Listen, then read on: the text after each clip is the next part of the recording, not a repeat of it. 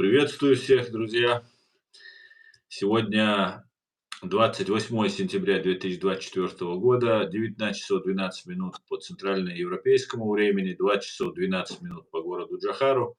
Сегодня у нас 72-й стрим на платформе открытого диалога информационно-аналитического центра Президиума правительства Чеченской Республики Ичкерия. И с нами снова сопредседатель Президиума правительства Чеченской Республики Ичкерия Аят Идигов. Аят, я вас приветствую, Машвовой.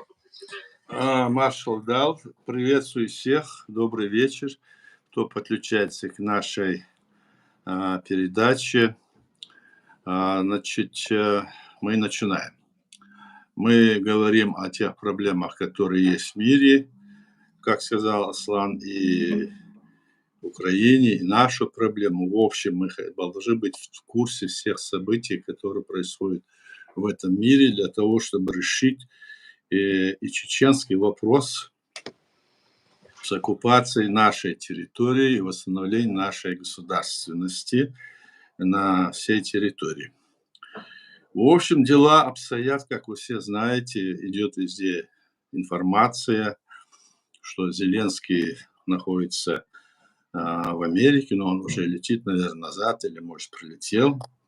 Он встречался с президентом Байденом, выступил на Генеральной Ассамблее ООН, встречался с кандидатами в президенты, и там вот произошли вот такие вот договоренности.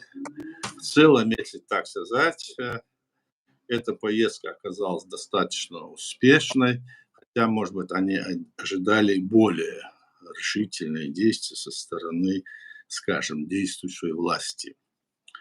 Но Байден и действующая власть, и кандидаты,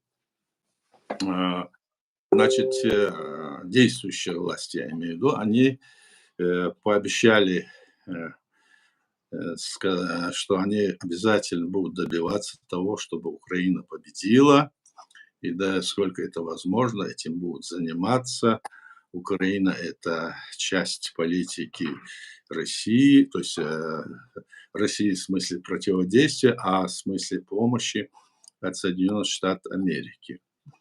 И они придали, собственно говоря, дали 7 миллиардов долларов для того, чтобы Украина смогла защищаться, чтобы новое оружие, вооружение, снаряды, все это, где они, Пенсильвания их делает, туда летал этот президент Зеленский. Ну и, в общем, налаживал там контакты в целом.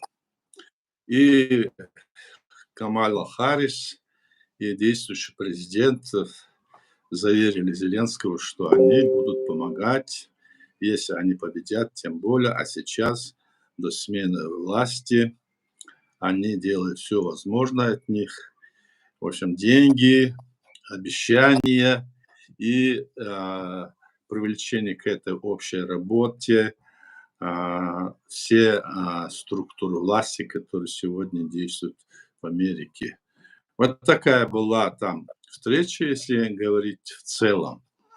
Но встреча с Байденом была в этом смысле плодотворна, но скажем, что они не дали разрешения, которое добивался Зеленский, чтобы они могли их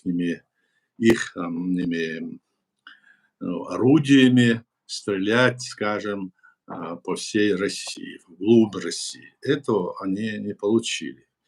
Хотя там они и говорят, что в зоне 100 километров, там санитарная как бы зона, там можно действовать, можно стрелять. Вот такая ситуация. Кроме этого, мы вот видим, что была встреча с Трампом, и там вот небольшой скандальчик у них получился достаточно, и с его кандидатом в вице-президенты, с ним тоже, то есть такие на острых, так сказать, углах прошла их встреча. Зеленский заявил вице-президенту, кандидату, что он несколько так вот, ну, как сказать, это активен против Украины, так скажем, мягко говоря, что так нельзя, мол, в этом духе. И с Байденом тоже вроде договорились, что он даже пригласил Байдена прилететь в Киев, тот дал согласие прилететь.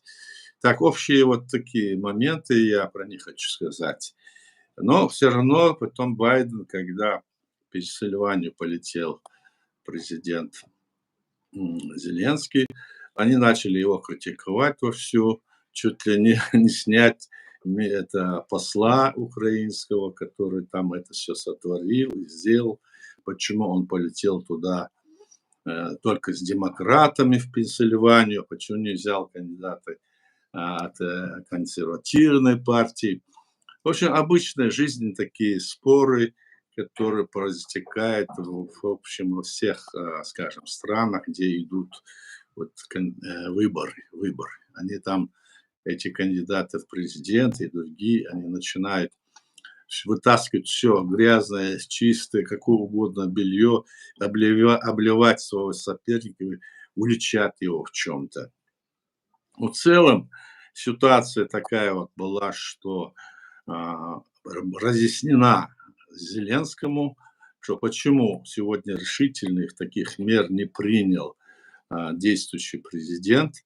Это потому, что они не хотят ситуацию в этом смысле до избрания, допустим, до проведения выборов, которые должны состояться в ноябре 5, чтобы ничто там не показалось или не оказалось потом, они здесь примут какое-то решение, а потом, если изберут Трампа, он потом возьмет, отменит, чтобы этого не было, чтобы это было как-то вот, тем более, это было бы правильно, это могло бы, если такое решение приняли, могло бы это повлиять и на избирателей, которые тоже имеют свои мнения. Свое мнение имеет каждый избиратель в Америке.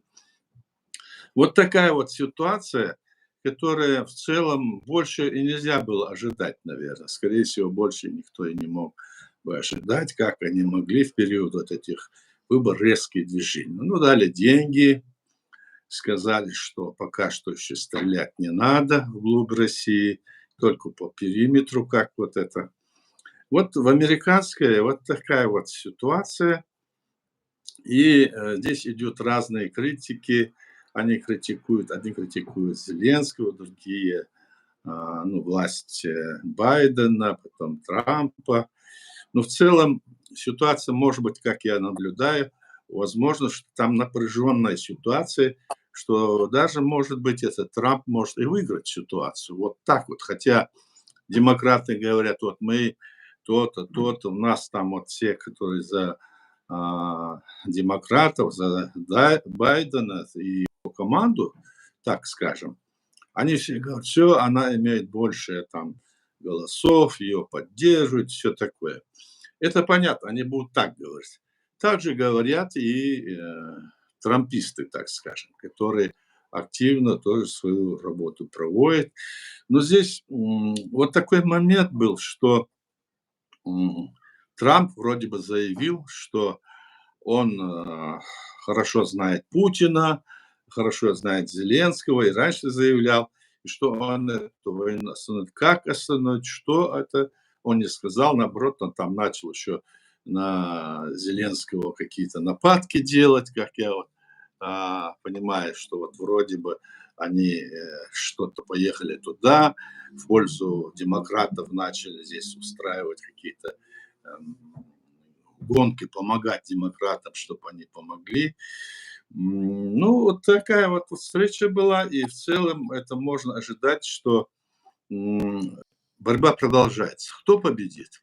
Там от этого многое зависит. Это зависит от того, какая будет, ну, скажем, политическая погода во всем мире. Вот. Потому что у Трампа одна позиция, и при том ее не знает никто, кроме него самого. А у Байдена и у Камила Харрис, у них там четко вот прописано, что они говорят. В общем, вот такие, на таких вот основах там вот проходила вот эта, значит, встреча, и с такими вот, скажем, такой активизацией сам президент Зеленский и его окружение, которые там были, ну, достаточно хорошо поработали. С моей точки зрения, достаточно хорошо поработали и с обеими сторонами. И там посмотрим, что это будет. Сейчас надо дожидать дальше, что вот Россия там все пишет, что они чуть ли там, скажем, с Курской области чем-то все там чуть ли не всех забомбили, всех чуть ли не уничтожили, что они там то все. Потом на самом деле украинцы показывают другое. Но похоже, что украинцы правы. Больше я им верю в этом плане. И сам, если Байден приедет, я думаю, он приедет в Украину, может быть, он изменит свое мнение потом. Было бы хорошо, чтобы он приехал, может быть, так.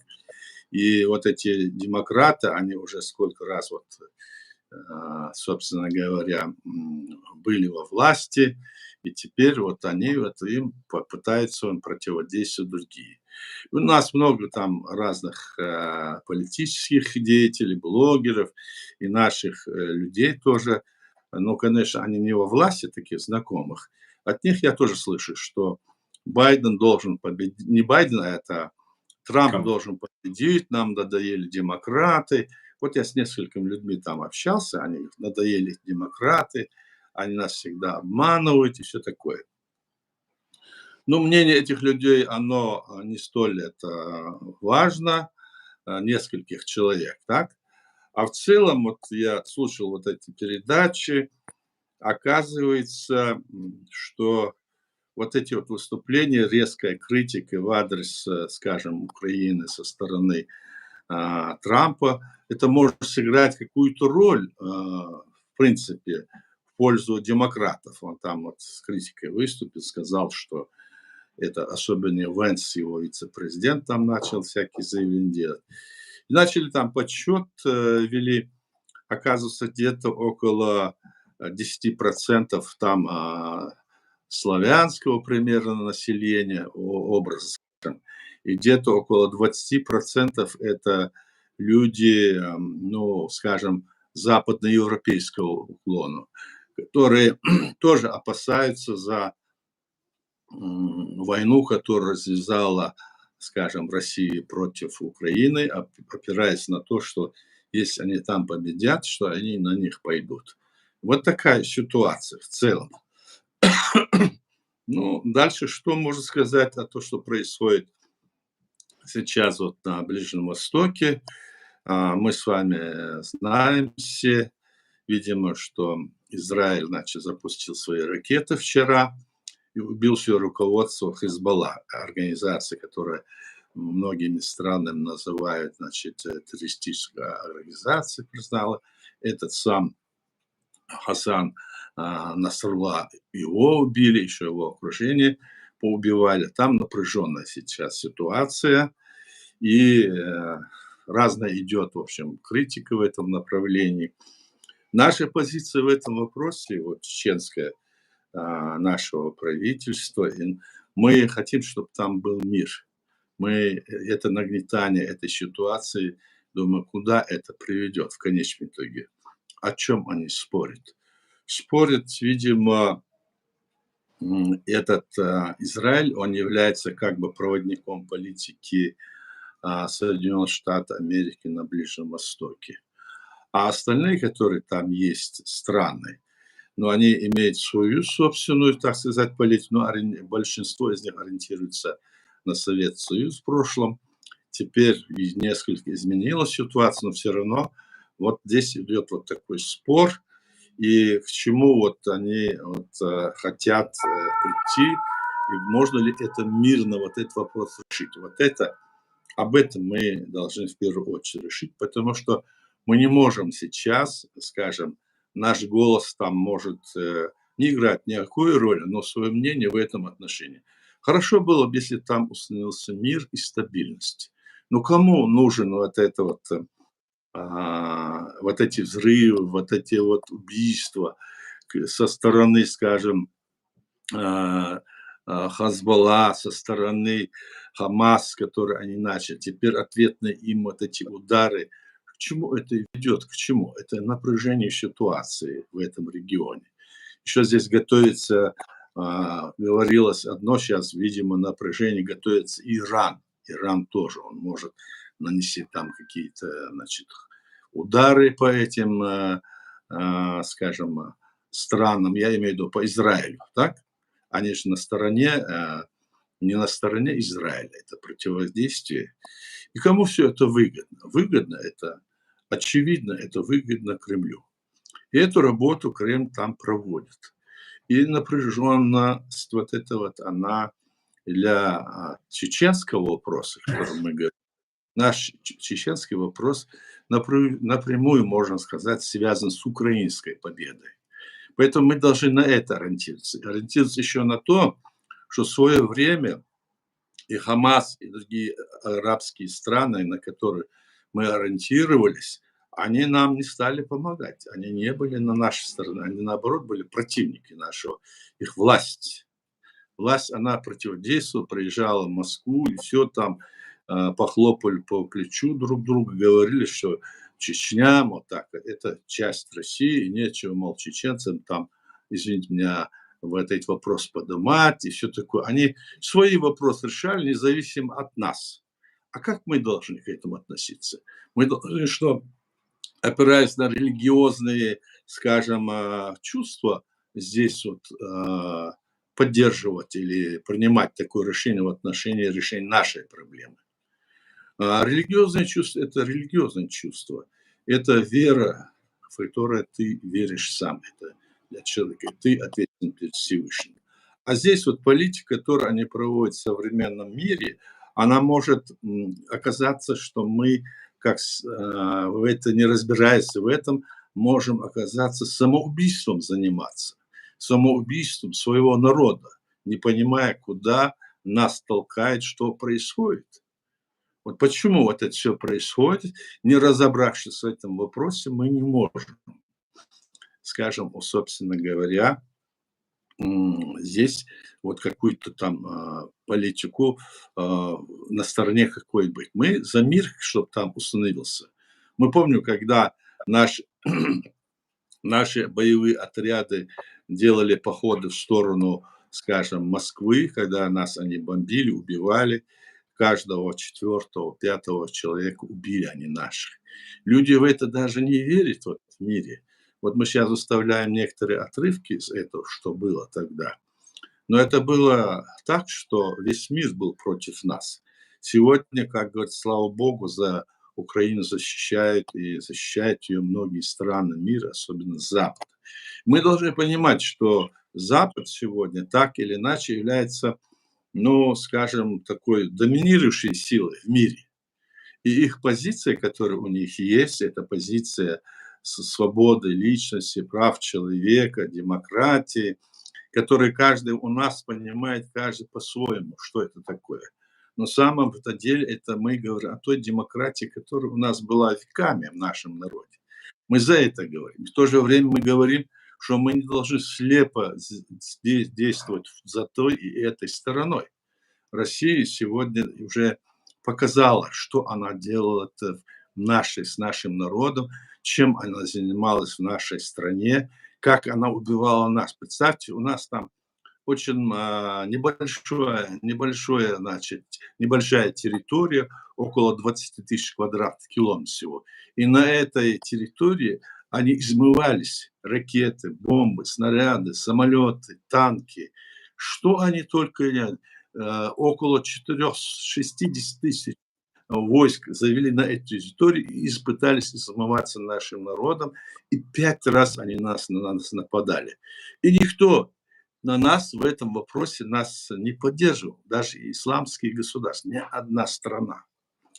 Мы, конечно, здесь не говорим, что мы это делаем, потому что они нам не помогали. Мы должны быть честны и объективны. Мы до конца не понимаем, почему этот вопрос не решается на уровне, международном уровне. Тех, кто создали это государство, скажем, на этой территории, я имею в виду Израиль и Палестина, там они договорились.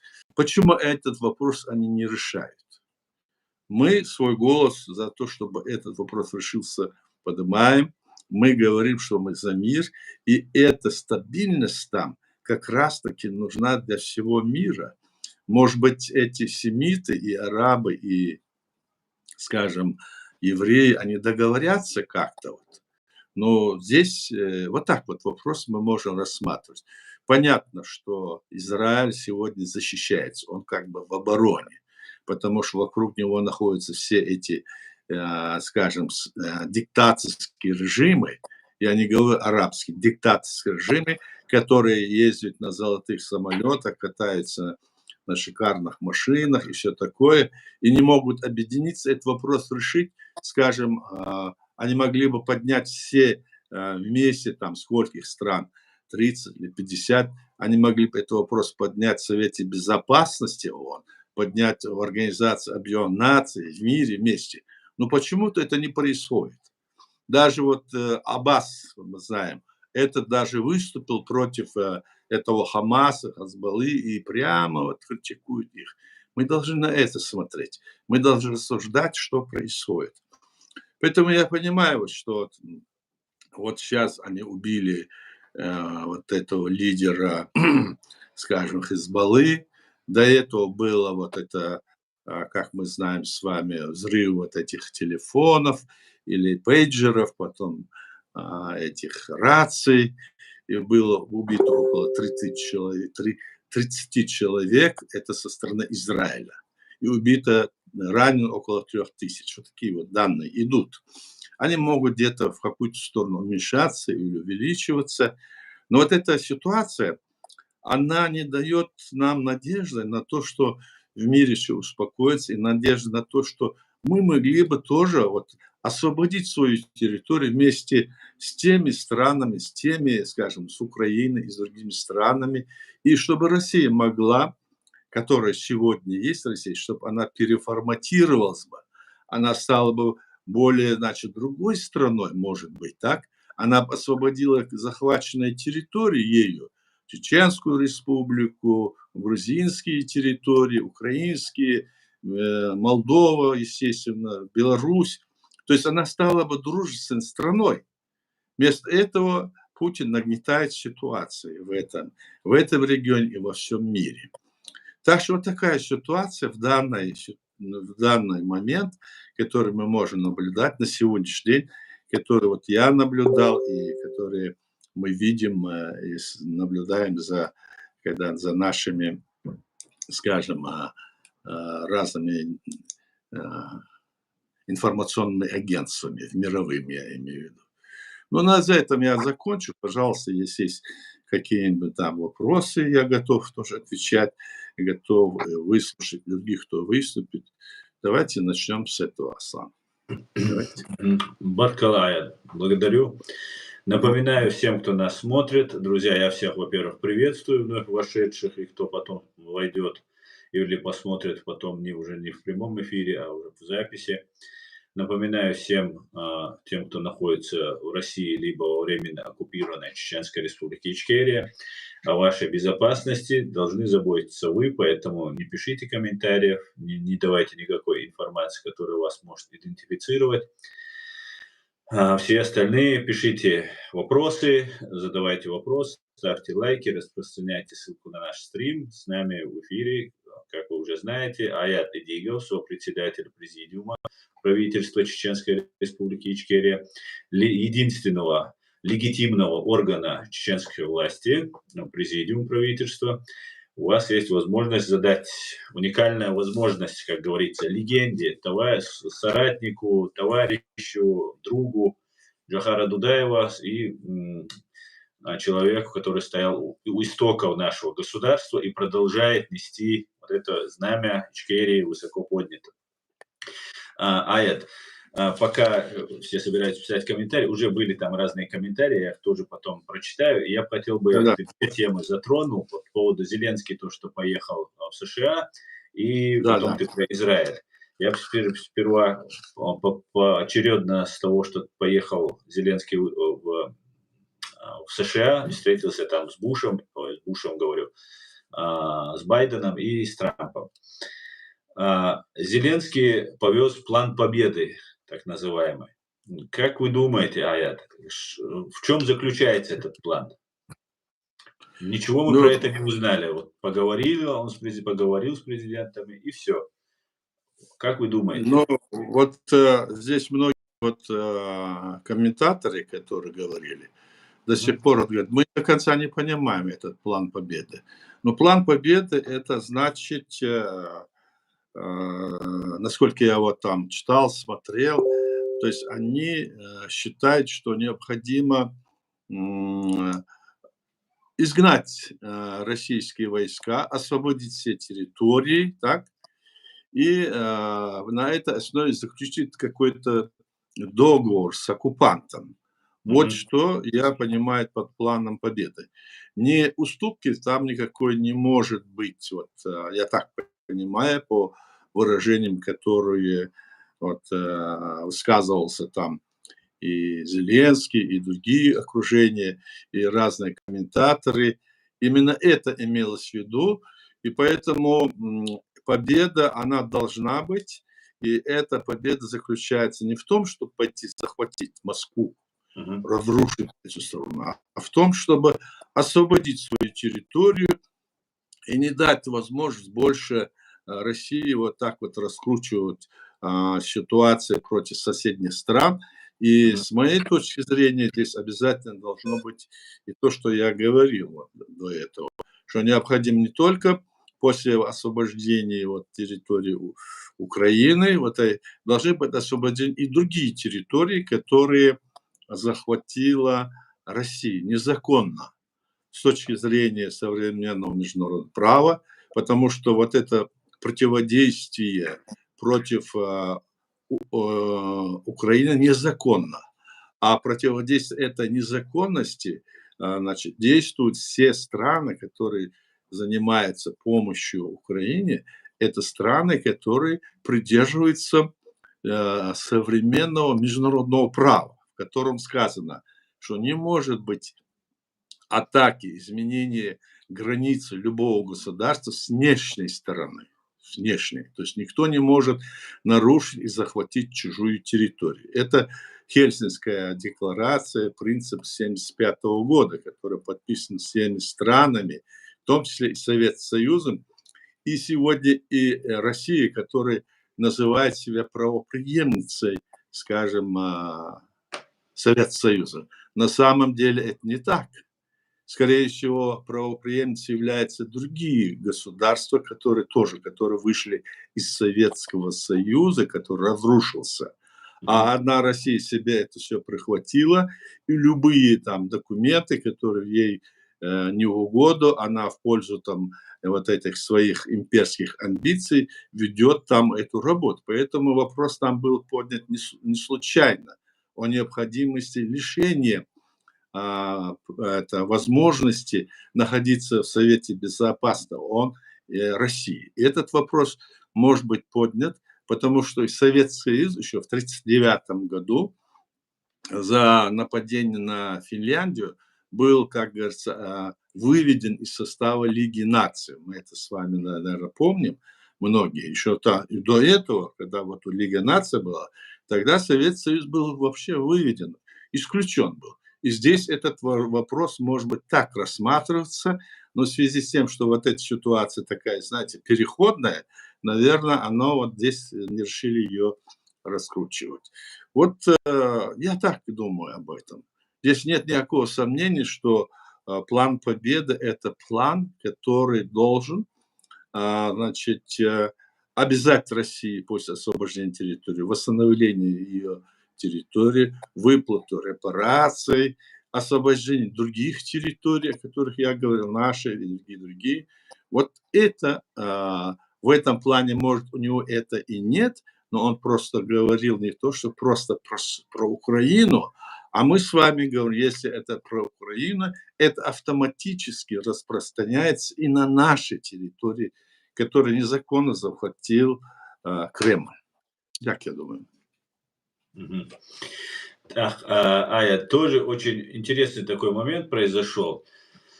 Перед тем, как Зеленский вылетел в США, была информация о том, что он будет встречаться с Камалой Харрис, Мгм. а, а, Байденом и с Трампом.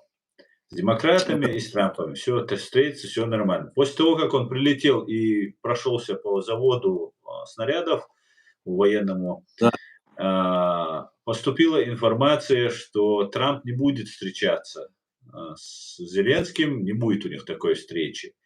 Ну, потом на второй день что-то произошло, и все-таки они встретились. И когда они встретились, сидели они за столом, ну, не такой, как у Путина с Макроном был стол, да, конечно. Ну, тоже было такой большой широкий стол, и такой демонстративно как бы показывалось, что, ну, Трамп недоволен, не так близко он расположен, скажем так, к Зеленскому. А с чем это да. может быть связано, Ая? Связано с тем, что Трамп обиделся на то, что там Зеленский как-то неправильно повел себя, ну, скажем так, не дипломатично себя повел. Либо, может, в чем-то дело другом? Ну, как еще мы можем только думать о том, это зависит уже от личных качеств этих людей. Мгм. Они же вот простые, как говорится, люди тоже. Но Конечно. где-то он мог обидеться, где-то он мог здесь рассчитывать на то, что вот такой, если он сделает шаг, то таким образом там он поднимет свой, как говорится, рейтинг перед выборами, чтобы люди обратили на это внимание. И, естественно, Зеленский там вот говорят, что он не совсем правильно там говорил, не совсем правильно там высказывался в некоторых моментах. Но он говорил правду. Он говорил правду. Знаете, здесь человек говорит правду, говорил то, что необходимо для Украины, то, что необходимо для победы, и что вот мы бьемся, умираем, а здесь вот вопросы не решаются, их надо решить. Вот что он говорил. Он призывал значит, созвать там всемирную так называемую конференцию международную, в которой надо эти вопросы снова решать. Может быть, Путин туда вроде и не желает уже ехать. А Байден, если вот он приедет в Украину, мне кажется, у него несколько может измениться, скажем, мнение, и в то же время он может свой рейтинг поднять, он может этим воспользоваться, мне кажется. Ну, там посмотрим. Приезд Байдена в Украину, это будет как бы какой-то иметь хороший такой запал для поднятия рейтинга самого Трампа перед этими выборами. Ну, мне Мгм. так кажется. Собственно говоря, мы что можем сказать конкретно, почему и как.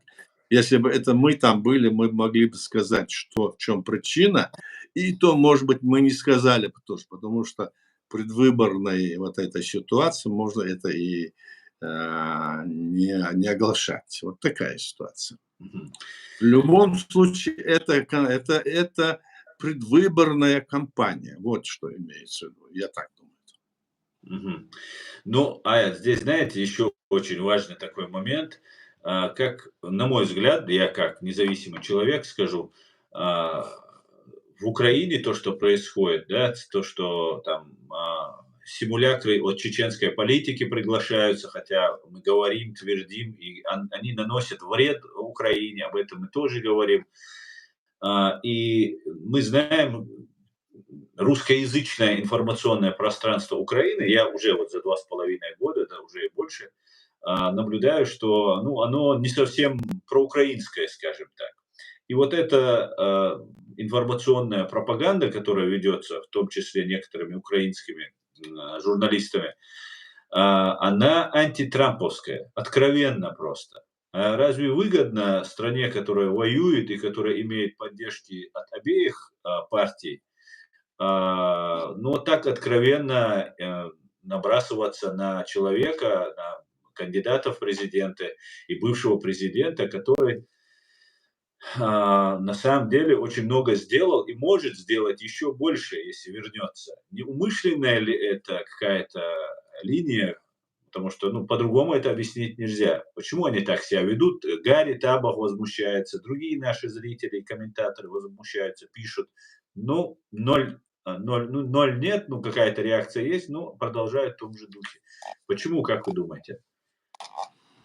Ну, я что думаю? Здесь дело в том, что вот если говорить, что она не совсем проукраинская, вот это информационное вот это поле, которое есть в Украине, да, Мгм. мы это понимаем, что это бывает во всех, неоднородная, собственно говоря, политика во всех странах, скажем, европейских и в самой Америке мы видим вот разные что-то, да. Мгм. А почему нападки на этого Трампа? Мгм. Ну, скорее всего, потому что здесь в политическом плане вот с самого начала Трамп, он ведь вел такую какую-то, мне кажется, не совсем понятную политику. Он не говорит конкретно, что вот я, мол, помогу Украине, как вот, допустим, Байден, Харрис. Он не говорит. А Он говорит, может, я это решу. А как ты а решишь? может это Он не хитрость, говорит. а? А он Он говорит, так это и моя сказал. хитрость. А Он как так можно ему верить, если он говорит? А если бы он сказал бы: "Я это решу", вопрос, так? "Я это решу он и сказал. решу, так, как надо для победы", то Да. тогда бы его рейтинг поднялся. А он здесь какую-то там игру как будто ведет, и это как раз его Ну, противники, скажем, демократы, против него играют вот так. Почему он так говорит? Почему он не говорит? И здесь закрадывается сомнение того, чего же он хочет он сказать, ответил а на этот вдруг на вопрос. завтра что-то другое скажет. Да, Он в ответил, этом а? он ответил на этот вопрос. Он сказал: "Я не должен раскрывать все карты. Может, Я какая-то знаю, хитрость". я знаю. А что здесь раскрывать карты? Как это так? Ты идет война уже 2 с лишним года, а он говорит: "Я там решу, как решу". Я, говорит, договорюсь с ним, а его заместитель, этот кандидат в президенты, так тот вообще этот, как его, Венс, он там вообще заявляет какие-то другие вещи, что Украина, она нам нет до нее дела, мы должны внутренними делами заниматься. Украина должна быть, значит, согласиться отдать свои территории. Он же не будет это говорить, Венс, да, если Трамп ему это не разрешил. То есть это увязка. И поэтому вот этот минус здесь, мне кажется. А для чего это нужно Трампу, мне непонятно. Может быть, он рассчитывает, что есть какие-то силы в Америке, которые, да, за эту позицию его поддержат, мы с вами не знаем. Мы не знаем. Может быть, там есть силы, которые, ну, скажем, масса выборщиков, американцы, которые этой позиции придерживаются. И мы Мгм. посмотрим на выборах, и сколько там за него будут голосовать, кто его поддержит, мы увидим. Но, по крайней мере, вот с нашей вот точки зрения, здесь вот такой открытости нет у него самого, а вице-президент вот такие вещи заявляет. Если бы он заявил: "Нет, мы сделаем все для того, чтобы, Украина была освобождена с всех территорий, Россия должна вернуться на свои, как говорится, места, связанные с 91 годом", еще такое, то здесь бы, демократы, мне кажется, ничего не смогли и сделать бы ему. А почему он это не говорит? Он говорит: "Я не должен раскрывать". А что, если он завтра возьмет и скажет: "Я же вам не говорил, давайте, Украина, отдавайте свои территории, мол, уходите, больше я вам ничего не дам", если он скажет. Тогда как? Вот этот момент, он очень, такой скользкий, я говорю. Хотя мы не знаем, что он подразумевает. Может, ему, известно больше, чем нам? Конечно, он, знает, что он говорит. Вот я так думаю. Ну, там 2 тогда момента, Ну, смотрите, Америка и Запад, очень много сделали для того, чтобы поддержать, Украину, в том числе в финансовом плане, в политическом, репутационном. Сейчас заднюю врубать американцам, англичанам, немцам, как-то вообще, это считать, ну, потерять лицо, скажем так. И потерять свою лидерскую вот, место реально Америка может потерять, если Россия сейчас выкарабкается из этой ситуации и останется при своих, то, считайте, Америка уже как автоматически уже сходит, по крайней мере, репутационно сходит, на какое-то время с Олимпа лидерства. И в этом случае, возможно, имея и вот смотрите, и столько уложив в США, только лишь по решению одного человека, даже если это президент Соединенных Штатов Америки, который избирается всего лишь на 4 срока, на 4 года, и уже один раз был, второй раз, третий раз уже он не сможет быть. Разве сможет что-то сделать Трамп и против того, о чем Америка громогласно много раз заявляла, что территориальная целостность Украины незыблема, до 91 года все будет возвращено и так далее. Не может ли, опять почему я считаю, что все-таки он хитрит, как и политик, как должен делать политик, он это делает если он раскроет свой план, как он будет делать, например, я сейчас жестко дам по башке Путину, если он не согласится. Он этого не говорит. Я предложу план этот. Если откажется, дам тогда Зеленскому так столько оружия, сколько там Путину и не снилось. Это может означать, что он даст ядерное оружие Украине. И если он начинает раскрывать этот план, все начинают вникать в детали, это возможно, это невозможно, начинаются споры, а ему нужно выиграть выборы и прийти к власти. Ведь глубинное государство и Соединенные Штаты, да и весь Запад не позволят Трампу, на мой взгляд, вот так слить или скинуть Украину. О чем он не говорил, в принципе. Но то, что он всегда идет по лезвию ножа и как-то не договаривает, и что дает повод для своих оппонентов для критики, это я с этим с вами полностью согласен. Ну вот в любом случае, все, что ты сказал, вероятно, имеет право на существование. Это может быть так. Но я говорю о другом. Я говорю о том, что вот в период он мог это говорить, когда он был бы во власти, подождите, я этот вопрос решу, я посмотрю. А когда идет вопрос, вот выборы, здесь идут выборы, да, и здесь идет пропаганда, и то, что ему выгодно сейчас, вот, ну, с моей точки зрения, да, и его демократы здесь, как бы, значит, обходят, когда они говорят, что мы полностью решим вопрос и будем действовать до конца, и Харрис будет действовать, Камала, чтобы победила Украина. Она говорит это. А это, говорит, я решу этот вопрос, там я, говорит, и того знаю, и этого знаю. Тот, как я тебе сказал, говорит, его вице-президент, такие вещи говорит. То есть почему это ему нужно? И это выводит у избирателя, понимаете, простого избирателя, у него создается впечатление, что-то он не того, он может что-то сделать. Они могут его опасаться. Почему он не может сказать, мы решим этот вопрос обязательно, я обещаю вам. А почему он не говорит? Потому что если он обещает, он потом должен это выполнить. Ну да. А сейчас он говорит, я решу этот вопрос, я знаю того и этого, и поэтому этому кто? Допустим, я ему поверю, ты поверишь, допустим, да? Какое-то там число людей. А основная масса американцев, ему в этом поверить или нет?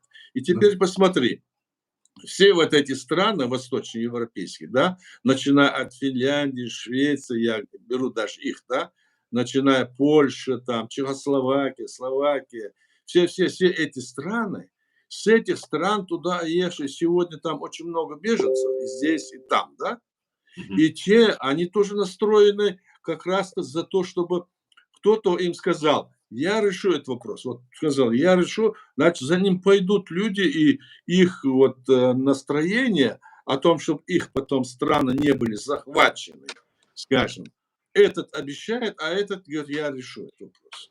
Почему это так? Вот возникает вопрос. Неужели он это не понимает? Я это не понимаю тоже, к примеру. Я ему верю. Я ему верю, что он решит наш вопрос, допустим, их вопрос, наш вопрос, все такое. Пример, я говорю, например. А я говорю за массу людей, которых я знаю, другие, которые высказываются. Я слушаю, все мы слушаем, что они говорят, эти люди. Как вот в его руках это сделать, а он это не делает. А мне кажется, может быть, под самый конец он скажет это. Может быть, так? Мне вот в кажется, какой-то момент он может это сказать. Может быть, если он хочет, он должен обещать, что я это решу. А когда он скажет, тогда у них ситуация поменяется. Может быть, это тактика какая-нибудь. Вот я что так вот думаю. Я почему об этом говорю? Да, да, я согласен, это однозначно какая-то тактика, ну, однозначно.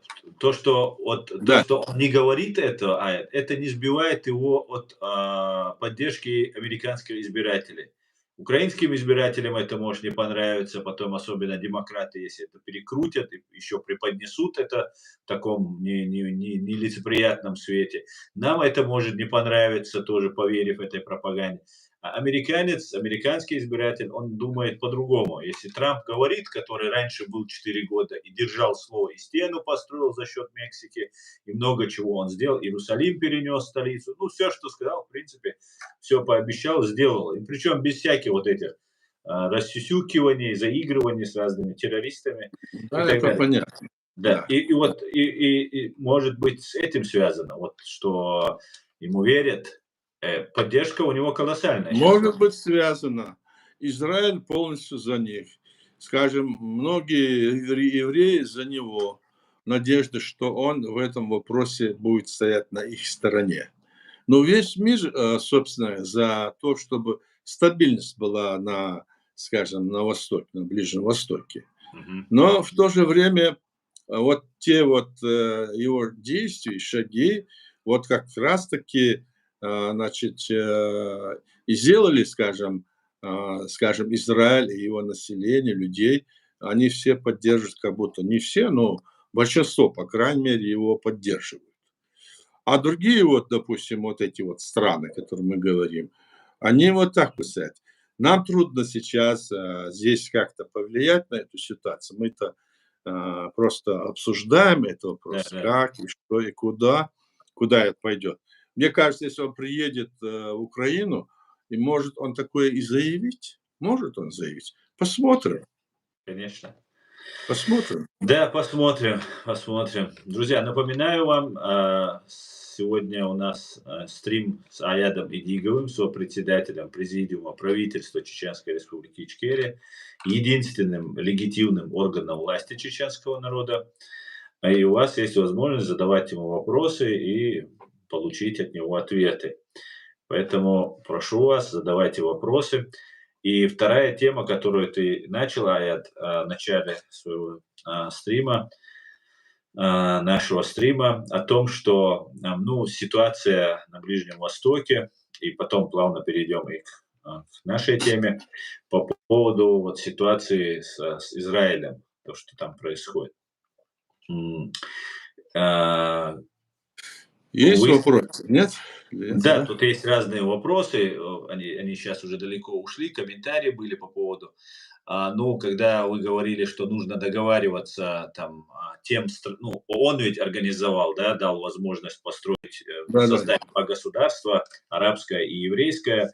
Арабы, как мы знаем, отказались от этого, и началась война. Нападение произошло, агрессивное вторжение на молодой Израиль. И вот произошло то, что произошло. И когда вы говорили о том, что там нужно, они там должны договариваться, там разговаривать, тут наши еврейские подписчики говорили, что а с кем договариваться, нету стороны для договора, с террористами не ведут переговоров. А ведь до Но сих пор здесь вопрос арабы не такой. признали. Арабы не Да-да. дают право Израилю на государственность свою до сих пор. Они это не Ну, громогласно не заявили пока. вот арабы — это имеется в виду палестинцы, так? Да, палестинцы, Да, да. а ведь есть арабы, которые и поддерживают Мгм. Израиль, есть сторонники, есть которые против Хамаса, против Хазбаллы, арабы, тоже арабские страны.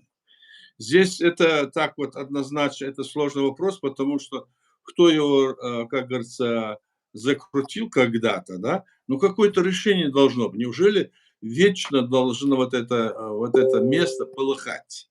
И постоянно люди должны там умирать или еще что-нибудь там, чтобы с ними убивали их, нападали на основе религиозных. Я не думаю, что это религиозные страсти.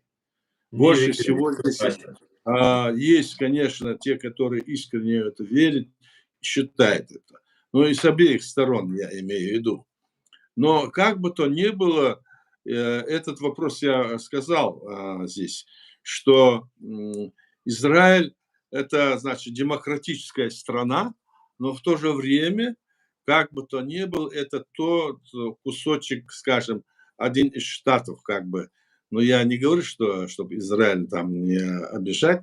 Это страна действительно демократическая, развитая страна со своими всеми научно-техническими, военными, всеми потенциалом. Это сильная страна. Она организована за эти, скажем, 70 с лишним лет, она стала вот такой страной, и вокруг нее, чтобы ее уничтожить, там вокруг они все бьются против нее. Когда они бьются против нее, они одновременно бьются и против Запада, и против, скажем, Соединенных Штатов Америки. Они должны понимать, потому что это все происходит. Значит, это надо решать вот на таком высоком уровне. Вот что я имею в виду.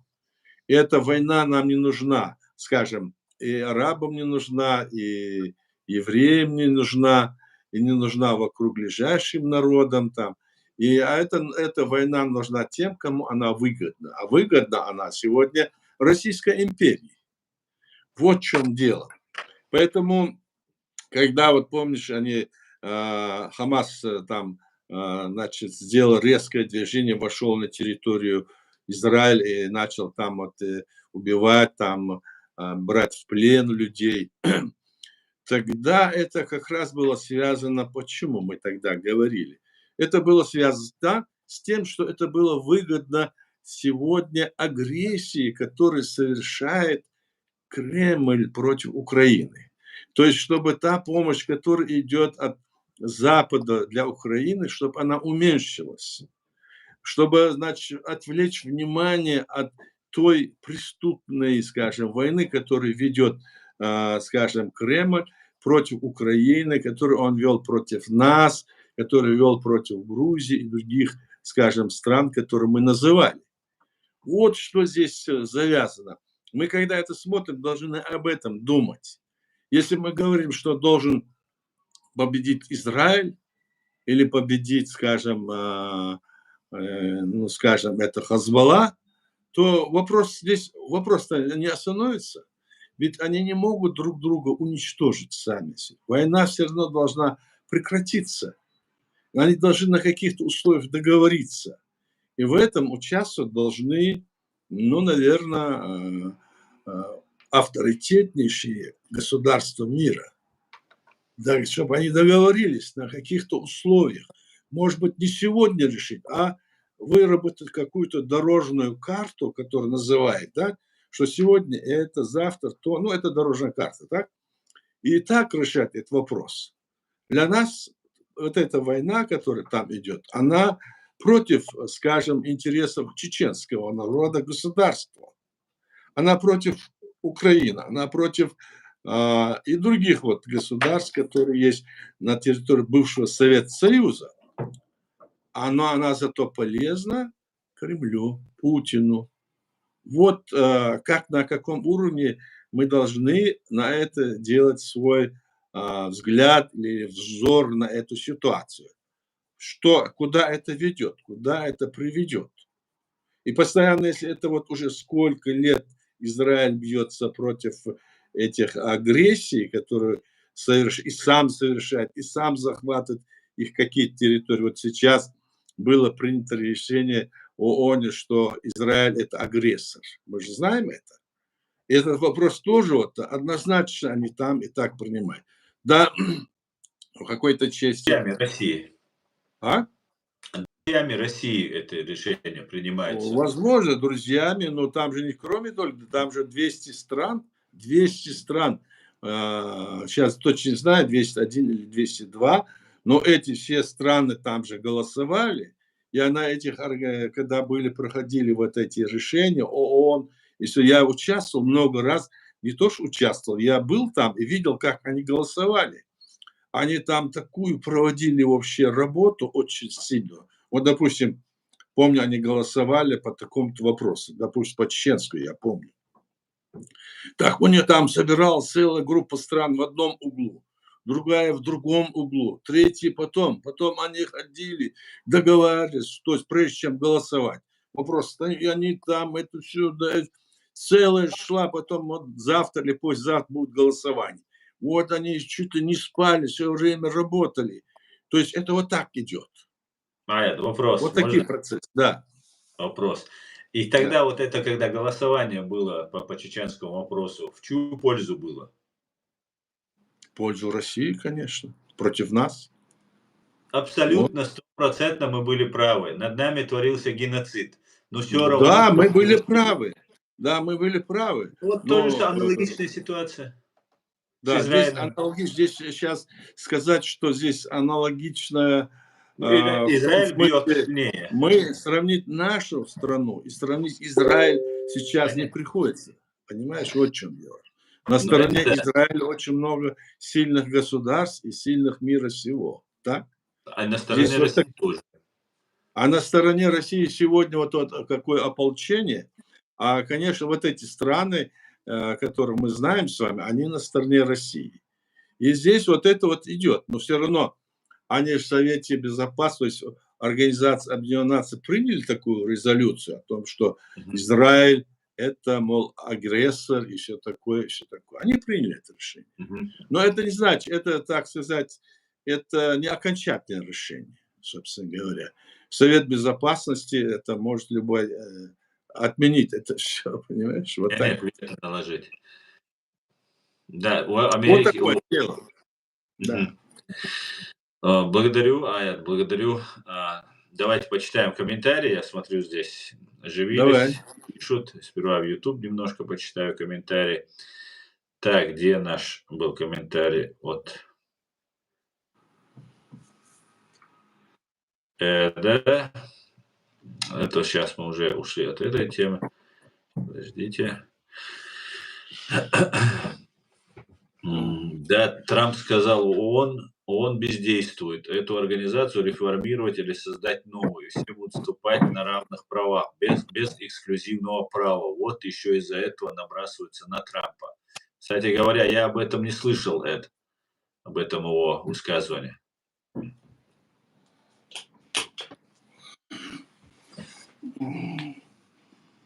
Так, божественно. Вы, когда пишете что-то, вы, пожалуйста, чуть-чуть будьте корректными, хорошо?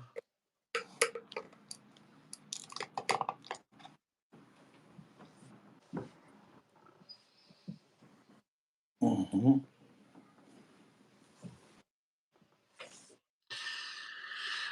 Так. Вот те события, которые сейчас разворачиваются, и Украина бьет Россию, Россия ослабевает, Россия уже не только не может помогать там, Ирану, Хизбалле, там, разным другим, Хамасам, а наоборот сама нуждается в помощи, закупает, просит там ракеты, дроны и все такое. Сейчас ведь, мне кажется, ну, или как вам кажется, это уникальная возможность для Израиля быстро нейтрализовать некоторые террористические организации, такие как Хезболла, которые держат и народ Ливана, и в Иране они имеют, подавляют свой народ. Это не уникальная такая историческая возможность для Израиля быстро нейтрализовать врагов, которые отказывают ему в праве на существование, для того, чтобы и освободить эти народы, помочь прийти демократическим режимам во главу этих стран, либо нет. Как вы считаете? Они могут это сделать, но это же не решится вопрос. Вот в чем дело. Они снова поднимутся. Они снова, тоже это так же сколько раз было. Было сколько этих войн было. Потому что Это вопрос должен решиться мирно. Вот что я говорю. А военные путем они снова поднимутся еще с большей яростью, будут готовиться, им будут помогать, потому что интересы, скажем, вокруг лежащих стран, которых ты называл, их будут к этому подбивать, их будут снова это будет. Это не решится. Нельзя взять, отрубить, и что больше их не будет. Так нельзя. Так не будет. Ну реально, мы же должны на это смотреть. Реально. Вот сколько нас, вот чеченцев, нас было в 700 году 2 миллиона с лишним человек тогда. А сколько раз? Нас 6 раз ссылали, сколько убивали, доводили наш народ до 100-120 тысяч, скажем, 2-миллионный народ, который в каждой семье по 6-8 детей бывало, так? Мгм. Доводили до этого, но все равно наш народ не сдается и продолжает борьбу. А эти-то там вокруг лежат очень много арабских стран и арабское население. Мы одни, так? А там же арабское население во всем в окружности, и это население-то на стороне этих арабов будет, так? И им нужно, чтобы какое-то было, значит, решение, которое было... Они должны пойти на какие-то уступки друг другу, может быть. Они должны сделать так, чтобы этот вопрос решился мирным способом. Вот тогда это будет решение вопроса. А военным способом вряд ли здесь что-то получится. Это моя точка зрения. Мгм. Я согласен абсолютно полностью с тем, что вы говорите. Можно убить всех, и потом вырастет Да, поколение через 20-30 лет, которое посмотрит YouTube-каналы, и молодежь да, да, какая-то да, решит отомстить, еще что-то сделать и так далее. Особенно если это делать каким-то жестоким или там таким да, запредельными да, да. способами. Но дело, вот с чем я бы хотел бы ваш этот пример сравнить. Мы выступаем в роли Израиля, а не вот этих арабов. А арабы выступают как раз в роль, россияне, которые нас пытаются подавить постоянно, выступают в роли тех арабов. Просто мы от Израиля отличаемся тем, что у Израиля есть такие мощные союзники и такая возможность вести боевые действия, поддержка такая мощная, которой у нас не оказалось. И вот я что хочу сказать. Израиль считает, что он прав. Вот по всем параметрам, которые я вот смотрел, он прав. Это моя точка зрения. К президиуму, там, к другим людям не имеет отношения, это моя позиция. Мгм. И то же самое мы правы, Аят. Почему мы умирать готовы ради своей идеи? Потому что мы знаем, что мы настолько правы, что можно пожертвовать своей жизнью ради этой правды. И точно так же Израиль, евреи считают, что они правы, потому что у них другой земли нет. И они недавно были не мусульманами, тоже важно отметить, хотя сейчас модно ругаться из Израиля тоже на мусульман, но нужно отметить, что никогда мусульмане не совершали геноцидов евреев. Вот только вот сейчас мы видим разные вот эти вещи. В печах там сжигать еще что-то. Мусульмане или другие народы не делали этого. Делала это идеология нацизма, в частности. Но, да-да-да. И вот я хотел бы закончить. И вот Мгм. получается так, что если арабский империализм, этнонационализм, который по какой-то причине, которая, может быть, Советским Союзом была навязана, может, сами у них это очень сильно, у них это сидело, у арабов, что вот евреям нельзя иметь государство, и что они не могут быть с ними на равных, что они всегда должны, как русские, относиться к нам. Если они не правы, а уже некоторые арабские страны уже отказываются, та же Иордания, которая напала еще в 1947 году на Израиль, она уже сейчас абсолютно произраильская, прозападная Иордания. Если они неправы, может, все-таки они поймут, что вот неправы, что некоторые арабские страны за Израиль уже, что они за Израиль. Может, они все-таки, вот если вот этих бешеных, сумасшедших банд разных нейтрализовать их главарей, там, как точечно делает сейчас Израиль, может, в таком случае наступит все-таки мир, не ущемляя интересов Израиля. Как Вот, вы думаете? смотри, значит, если сравнивать, скажем, что мы там в роли Израиля, а они в Вроде роли, России, значит, арабы. России и все такое. Мгм. Здесь сравнивать, здесь у каждого, как говорится, свое. У нас своя история, мы свои. У Да. нас государства, как у Израиля, нет. Они, в смысле признано такого государства нет. Мгм. Против нас идет вот такая ситуация. Израиль нас не признавал, не признал, и эти арабские страны нас не признали. Это мы знаем, так? И мы знаем, как они относятся к нашей, вот, допустим, части вопроса. И говорить сейчас, это очень глубокая история, скажем, вот Да. здесь вот Израиль и исламские государства. Можно, вот здесь надо всегда ориентироваться на то, на что мы ориентируемся сейчас. Если бы это были, скажем, вот обрати внимание, вот европейские страны, да, европейские страны, Америка, демократические страны после 1948 года, после 1945 года, да, хоть одна из этих стран с друг другом воевала? Нет, Нет. ни одна не воевала. А эти страны, которые вот мы сейчас говорим, да, арабские страны, там все страны какие? Это все страны диктаторские. Да. Там сидят во главе всех этих стран диктаторы. И если, допустим, вопрос здесь такой, если, скажем, победит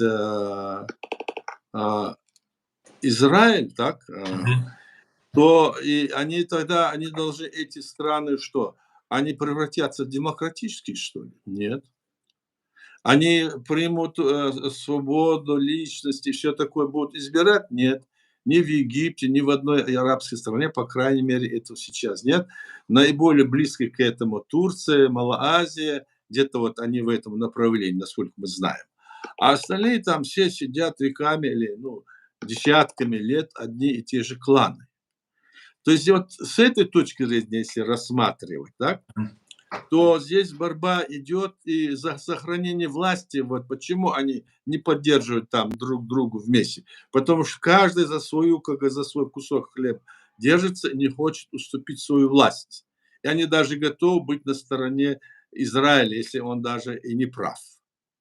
Или, а эти готовы, значит, другие, которые вот хотят, если еще Израиль здесь какие-то нарушения делает в той части, говорит, давайте измените, и остальной мир даже, западный мир, он даже не принимает такие решения порой в пользу Израиля. Вот сейчас как вот приняли они решение, так? М. Вот здесь вот такой вопрос. Я говорю, этот вопрос надо решать именно на этом уровне, понимая, с чем мы имеем дело. Вот Израиль это демократическая страна по принципу образования, все. Хотя там свобода вероисповеданий, все такое там есть, но это демократическая страна, но в то же время они вот входу вот вынуждены были, можно сказать, да, делать то или то и то.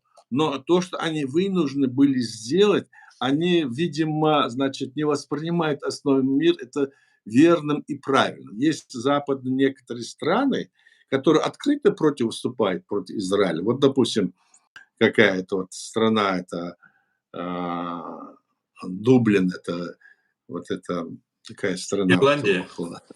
Ирландия, потом есть еще другие страны, есть еще какие-то там, в Америке есть какие-то там тоже такие движения, там есть такое. И ну, в целом, когда все собираются, они тоже, вот видишь, вот такое решение приняли.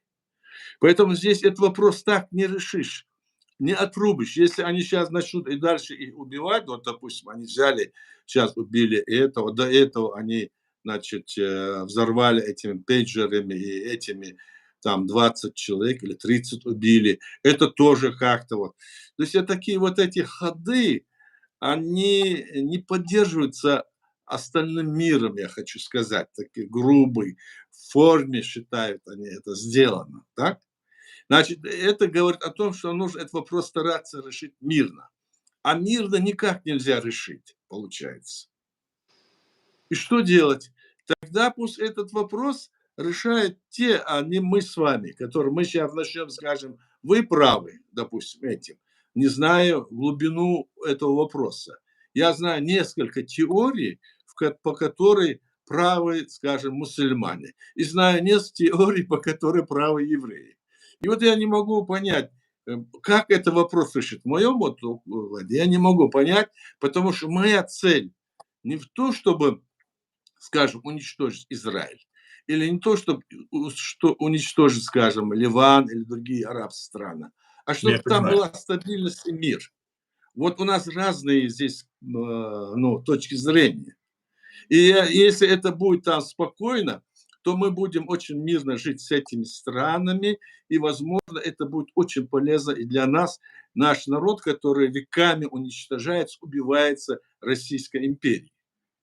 Вот что для нас, мы об этом говорим. Но ради справедливости мы говорим об этом. И сейчас здесь, конечно, я думаю, что Израиль здесь мог бы предпринять какие-то действия, но я как понимаю, я знаю многих людей не из Израиля, евреев, они были у нас, и все такое, я знаю. Они четко, ясно оправдывают свои действия, и когда они говорят, в это можно поверить, что это так, оно и есть. Но в то же время, с другой стороны, и когда ты наблюдаешь за ними, видишь, здесь не может быть мира, думаешь, как это сделать, вот, что сделать, вот мысль в голове вот так вот крутится, что можно сделать. На стороне Израиля выступить, это значит, все остальные, которые были там, тебе приведут массу примеров того, там религиозной или другую основы, или то, что они когда-то вышли из Египта, пришли сюда, что они были такими, это. Что, какие-то, ну, это очень много написано про это. Разные политические деятели, разные там, ну, скажем, философы, политики по-разному все это говорят, и подумать, что здесь делать. Мы с тобой, к примеру, да, мы чеченцы, мы должны здесь занять четкую одну позицию. Там должен быть мир. А как его установить? Мы за мир, мы за стабильность. Не надо там, значит, друг друга убивать. Я понимаю, что в Израиле живут и арабы, и они там граждане Израиля. Тоже, это тоже вот, видишь, там вот есть это. Это же хороший пример тоже в этом плане. Конечно. Ну, нам трудно сейчас судить обо всем этом. Чего хотят, допустим, эти на религиозной основе Иран пытается на них напасть? Или другие какие-то интересы?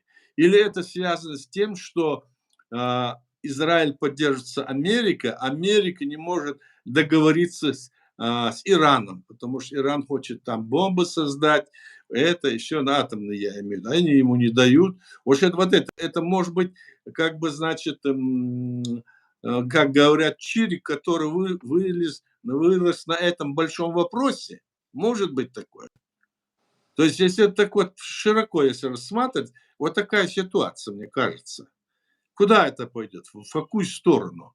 Надо думать, и нам, рассуждая, я имею в виду, сейчас мы желаем, чтобы там стабильность и мир.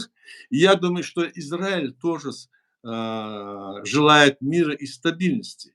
Он бы не огораживался этой высокой стеной, не делал бы то, что они делали, не нападал бы ответ, не делал бы тех шагов, может быть, резких, быстрых, которые могли бы как-то его осудить, Израиль, да?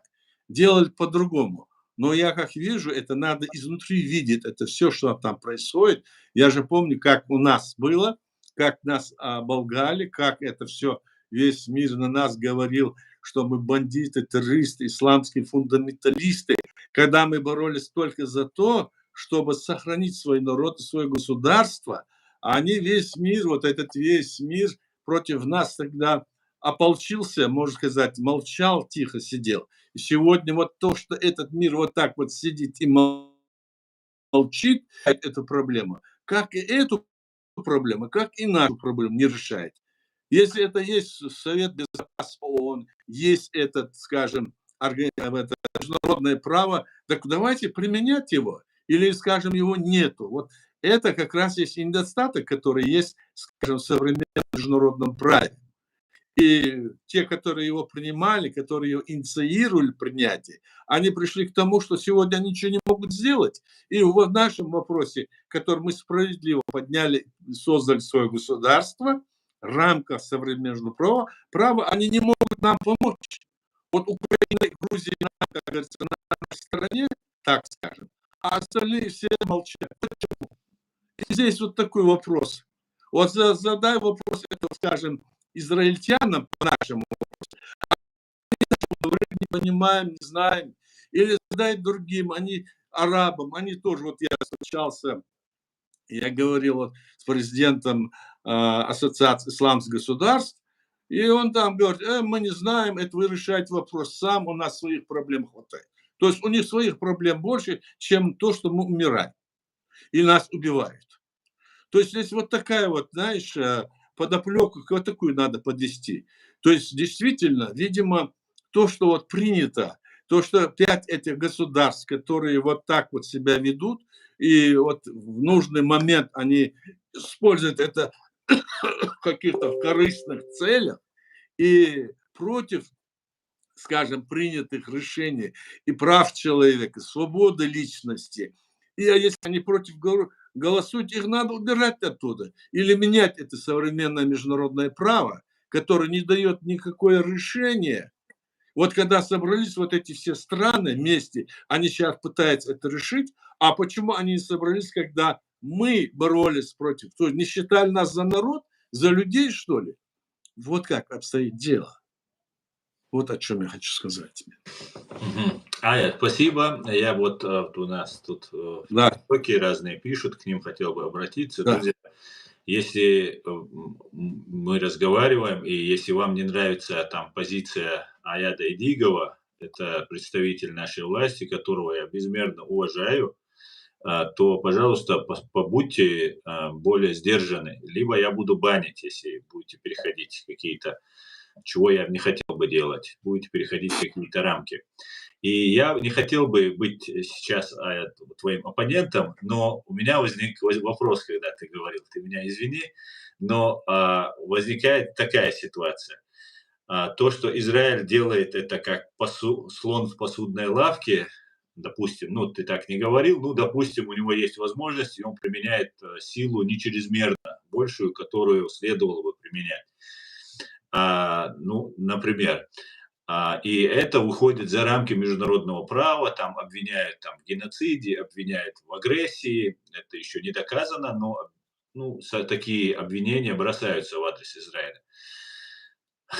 Тогда возникает вопрос, стоило ли бы нам тогда, вот в начале нашего стрима сказал, что Шамиль Басаев, они шли на Москву, там, и так далее. Стоило ли нам тогда идти на Москву, захватывать Буденновск, потом захватывать потом Нальчики проводить такие мощные операции, где нас осуждали, захват там разных других заложников с целью прекратить войну, только лишь за то, что хотим выжить. Мы ничего не просили, просили нас не убивать.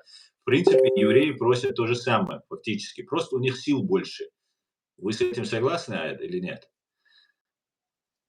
Я считаю, что войдя на нашу территорию, оккупировав нашу территорию, угрожая, значит, всех нас бомбить, выйти из городов, там, из города всем, иначе мы сейчас начнем вас всех утюжить, и в это время, значит, находящийся около полумиллиона российской армии, которая на каждом углу расстреливала самолетами наших людей, наш поход был закономерен с врагом, который пришел и агрессивно занял наши территории.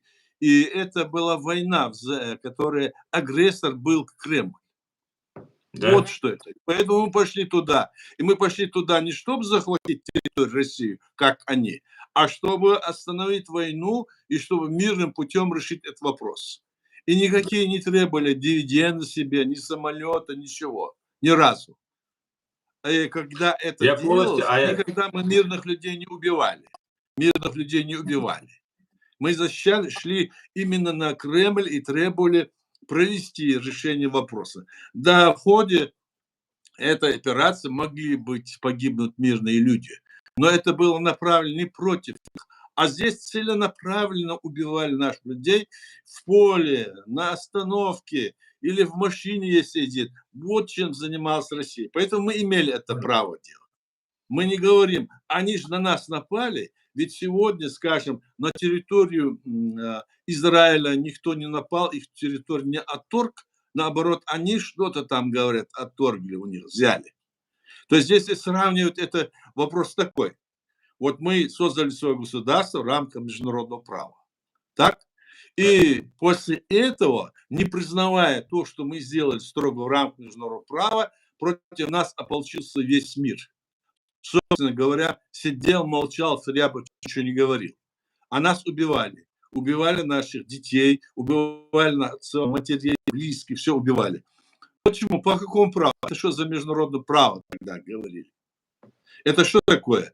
И нам нужно, значит, пойти и решать этот вопрос.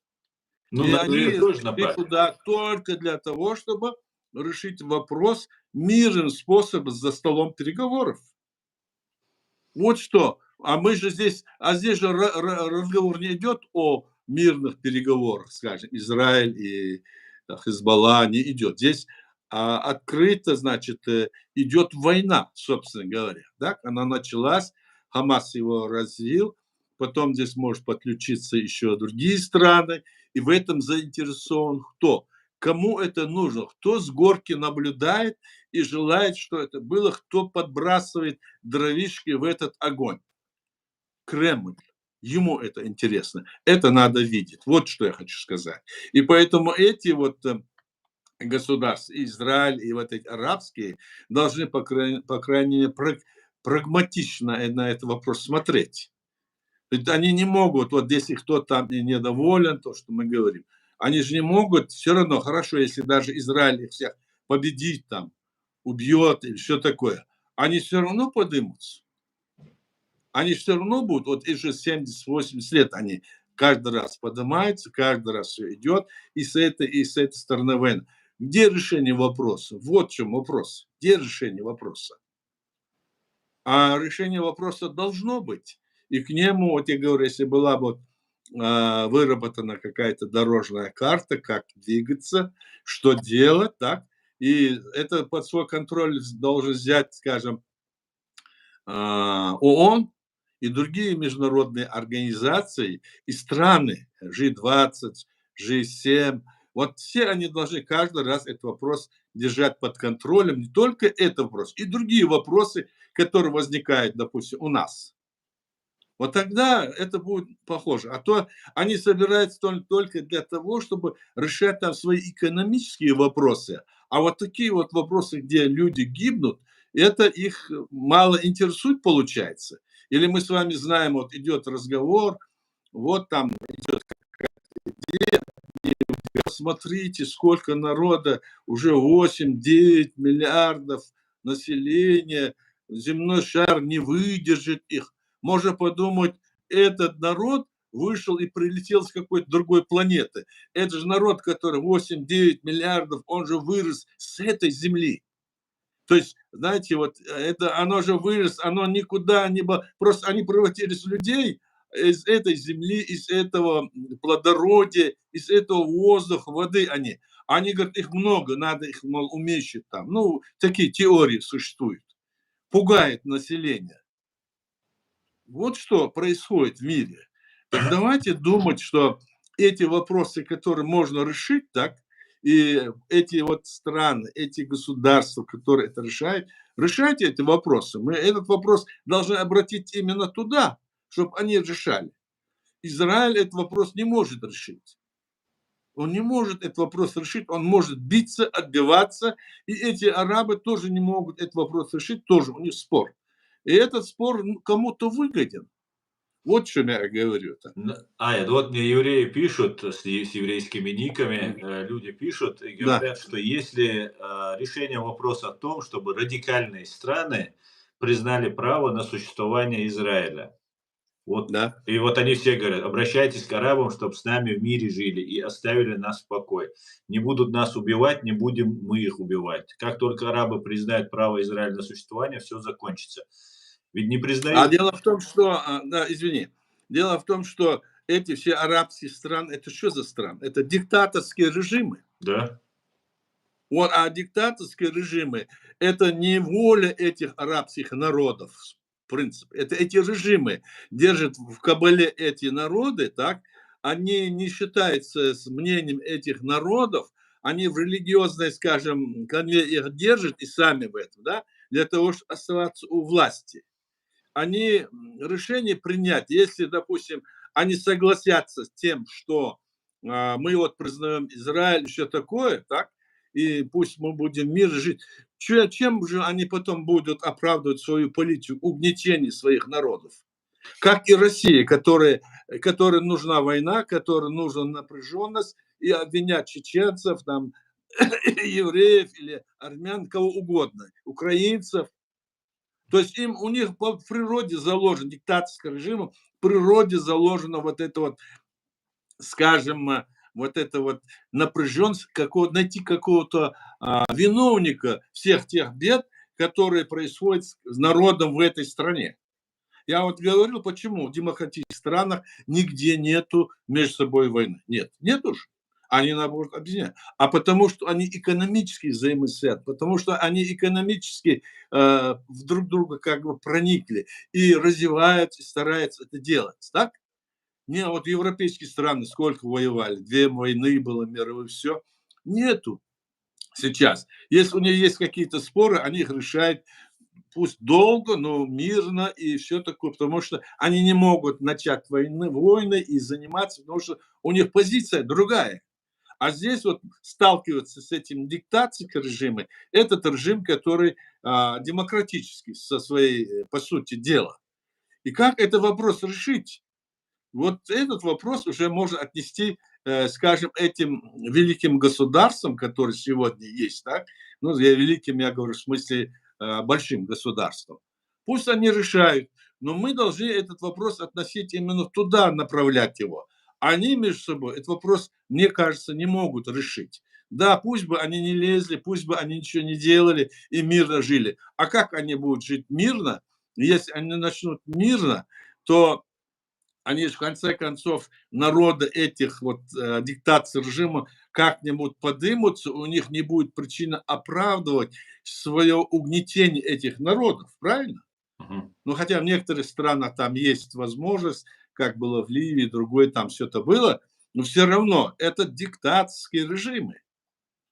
Там не меняется, короли не меняются, они все время сидят из одного, как говорится, стакана вылазят и управляют всем этим государствами.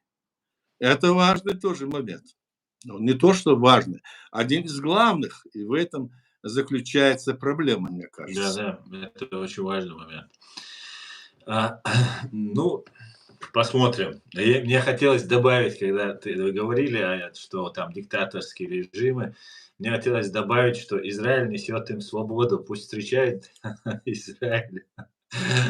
Но не стал издеваться, там, Израиль, и шутить они эту тему. поэтому и против него, потому что это демократический режим.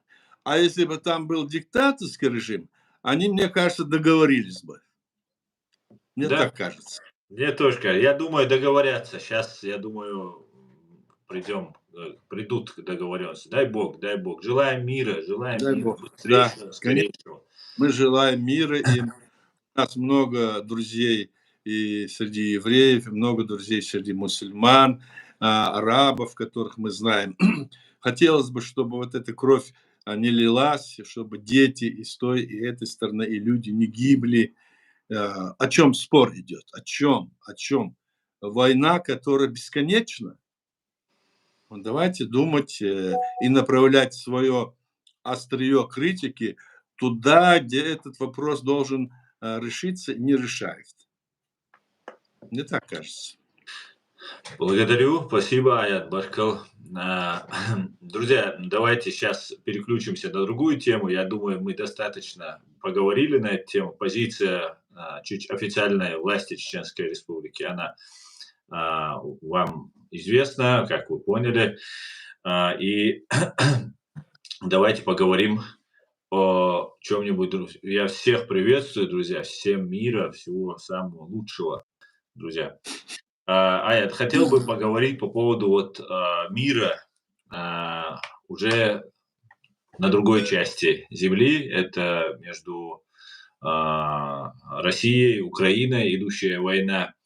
И сейчас я вот наблюдаю за российскими разными комментаторами, и там у них возникают споры, что как будет свержение Путина. То, что Путин и власть не удержит, уже понятно. Не говорят про сроки, конечно же.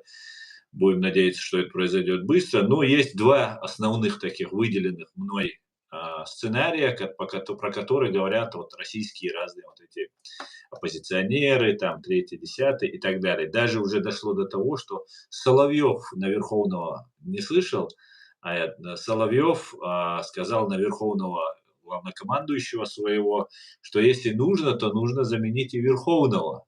Был такой прям в эфире. И вот эти два сценария, которые есть, это свержение народом вот этой преступной власти и внутренний переворот. Внутренний переворот. Как вы думаете, какой из этих сценариев возможен? Какой из них более перспективный? Но вот здесь вот мы видим вот в Курской области, так, люди там, которые, ну, допустим, мирные люди, они там некоторые выступают и говорят, что вот надо сделать так, чтобы этот Путин ушел, хватит нам его, не надо, все. Как только появляется возможность это сказать, они это говорят. Вот здесь на Западе находятся разные беженцы или ранее здесь переехавшие в Европу русские. Они все, почти все за Путина. Вы знаете, вот это же как раз цель.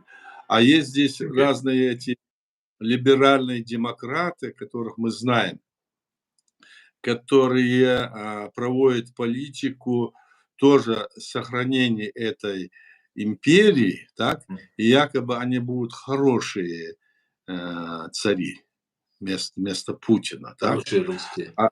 Да, они будут хорошие. Вот дайте меня, я там сам, меня поддержите. Ну а как его поддержать, если их в этой стране, в России, если вот эту всю либеральную, вот эту всю группу, которая здесь находится, да, и даже которые в Украине разные батальоны российские, они тоже не едины, они разные. Мгм. Одни, они, допустим, смотрим на них, одни, они правы некоторые, а другие два батальона или три, они, значит, что-то не то крутят, так? Ну, вот эти, идут разные эти мнения об этом, я имею в виду. Поэтому точно так же и у нас там, вот наши там есть батальоны Жахар Дудаева, шейха Мансура, Ичкерии, и потом еще наши вот эти самозванцы там тоже поехали туда, там что-то открывают, вот там говорят, мы там то сделаем, это сделаем. Вот это крутят. И спрашивается вопрос, что необходимо для того, чтобы, вот говорят, мы, мол, это, развалим Россию там. И вот этот наш лондонский сиделец тоже, они собрались вот в прошлом или позапрошлом году, провели где-то они в Польше или где-то какую-то конференцию, и там подписывали резолюцию о том, что мы развалим Россию. И даже их там вот эти вот подбоченцы, которые там информационно поддерживают, они там тоже, значит, говорили, вот давайте, если вы вот эти вот республикам, которые есть народы, которые лидеры здесь, лидеры или представители лидеры, которые на Западе находятся, вот давайте вот создавать свои государства, а мы вам поможем потом, чтобы вы правильно их создали и чтобы потом вас признали на международной арене. Мгм. Это все игры, которые не могут никак вот, повлиять на ситуацию. Эти люди, которые находятся, скажем, здесь, на Западе и уехали оттуда, да, могут ли они что-нибудь сделать или какую-то имеют ли они поддержку в самой России, среди этого российского народа? Давайте вот это скажем, в самой Российской Федерации России. Какую поддержку имеют эти люди? На какой основе? Вот что я хочу сказать. Вот давайте скажем так. Ну вот Российская Федерация Россия, она, значит, есть страна, которую, скажем, остальной мир признал, когда они ее в 92 году создали, правда, незаконно, незаконно. не как должно быть, чтобы народ избирал эту власть, а незаконно они вписали вот этих федеративный договор. Но это государство как бы признано. Оно является членом Организации Объединенных Наций, член Совета Безопасности, да? И они хотят их развалить. Это какой будет пример? Там сказано международное право, если они создают государство, то это государство должны, которые выйдут, как говорят эти люди, так, мы придем туда, мы кто хочет, мы того освободим, говорят эти. То есть эти вначале хотят прийти там власть захватить, а потом мы им дадим, мол свободу. Вот такой разговор. Еще подписали какую-то там резолюцию. Ну хорошо, подписали эту резолюцию, а вам разрешение, чтобы вышли из этого, из этой империи Российской Федерации России, должен дать Путин или тот, кто его заменит. Кто его может заменить сейчас? И как они его заменят, Путина? Кто может? Это если будет какой-то государственный переворот, это будет переворот там, да? Будет ли этот переворот? Маловероятно, пока что мы не видим. Может, это неожиданно будет. А если это будет переворот государственный, если бы это поднялся бы там народ, скажем, в некоторых больших городах, да, и сместили бы эту власть, и положили бы в основу создание там переформатирования этого государства. Есть такой ход внутри России, есть или нет? Есть какое-то движение, хоть одно? Вот там в Башкирии было какое-то небольшое, и все. Больше ничего нет, пока что нету. Может быть, оно зреет там. Мы будем ждать, что оно зреет. Но зато мы видим, что как идет пропаганда российская, как они одурманили весь этот народ, как там они выступают и говорят, где там внутри именно России, которые могли бы выступить как лидеры, и чтобы за них пошла вот эта вот, скажем, масса. Почему эти люди находятся здесь, а не там, в России, и чтобы их поддерживали? Наоборот, они вышли оттуда, их там никто не поддерживает. Получается так. Они здесь все эти вопросы решают. Какие-то депутаты, которые были когда-то депутатами Думы, которые тоже незаконно, и которые по своей очереди, по истечению времени прекратило существование. Это так сейчас, если мы возьмем сейчас, мы, допустим, соберем депутатов нашего первого парламента, второго парламента и скажем, что это законно. А как это может быть законно, если по международному праву и везде они свои полномочия сложили и ушли? А теперь эти говорят, мы здесь вот себя выдаем за это. Это так вот, как это наши самозванцы себя назвали премьер-министрами, назвали себя министрами, сидят. Вот такие действия. Вот такие действия не признают ни на Западе, потому что они же придерживаются международного права. Это не признают и внутри, если поддержки нет. Если там было мощное движение, которое поддерживает здесь, и они бы в какую-то там изложили бы, скажем, программу, как они это хотят сделать. Этого нет пока что. Есть там разные эти разговоры. Это они сидит, я, говорит, пойду на Кавказ, это моя территория, с автоматом все захвачу, говорит, Ходорковский. Другие говорят, там Гудков и другие мы же видим, это развалить не надо, это вдова этого, как его, Навального. Она говорит, это что такое, как это? Мы посмотрим, кто нас против, развалить его, пугает она людей. Ой, тоже. И здесь принимает с ними, заигрывают здесь, как заигрывают и с нами. А с ними, конечно, они больше заигрывают. Они с нашими самозванцами заигрывают. Им это все равно, что они здесь говорят. Пусть они находятся, какое-то движение есть, и чтобы они говорили, что мы работаем. Вот они там сейчас 21 числа собрались, скажем, вот наши эти самозванцы, и там провели встречу, там бывший депутат Европарламента, теперь настоящий 1-2, там, значит, наши разные наши друзья от татар, крымских татар есть представители, и они сидят, выслушивают людей, которые не имеют никакого отношения к легитимной власти и к власти нашего народа. Это очень печально, очень печально. И вот такое отношение, скажем, тех государств, которые могут решать и должны решать эти вопросы, видимо, это связано с тем, что они не хотят в это до глубины, как говорится, вникать, или они это все знают, но выжидают. Думают, что в конечном итоге они сами испарятся, думают. Возможно, и так и будет, потому что одни начинают говорить, потом одни уходят, потом приходят. Ну, в общем, вот такая ситуация. И в Украине то же самое происходит примерно, мы говорим, происходит примерно то же самое. Хотя мы внешнюю картинку мы видим. Но в то же время для нас важно, что вот эти народные силы, скажем, вот эта власть, которая избрана народом, которая будет выбираться народом, чтобы она победила, чтобы она встала на ноги, потом они очистятся, наверное, и должны очиститься в соответствии разными там законами, все, они будут знать, они будут это делать.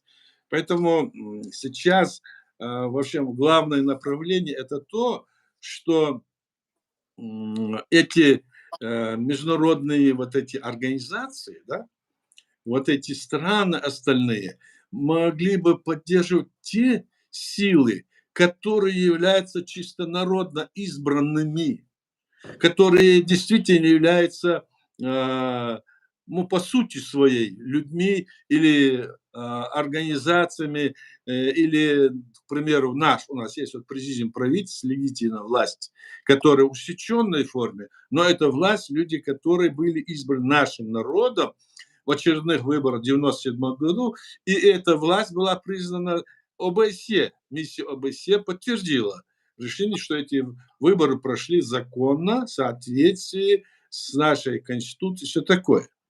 Теперь, когда эту власть хотят свергать, и здесь появились разного рода самозванцы, здесь вот в отношении этого никакой реакции нету.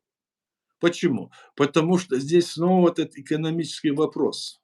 Допустим, эти люди, про которых я говорю, их поддерживает, скажем, та политика, которая проводится Кремлем на Западе. Та политика, которая проводится против Украины, против нас.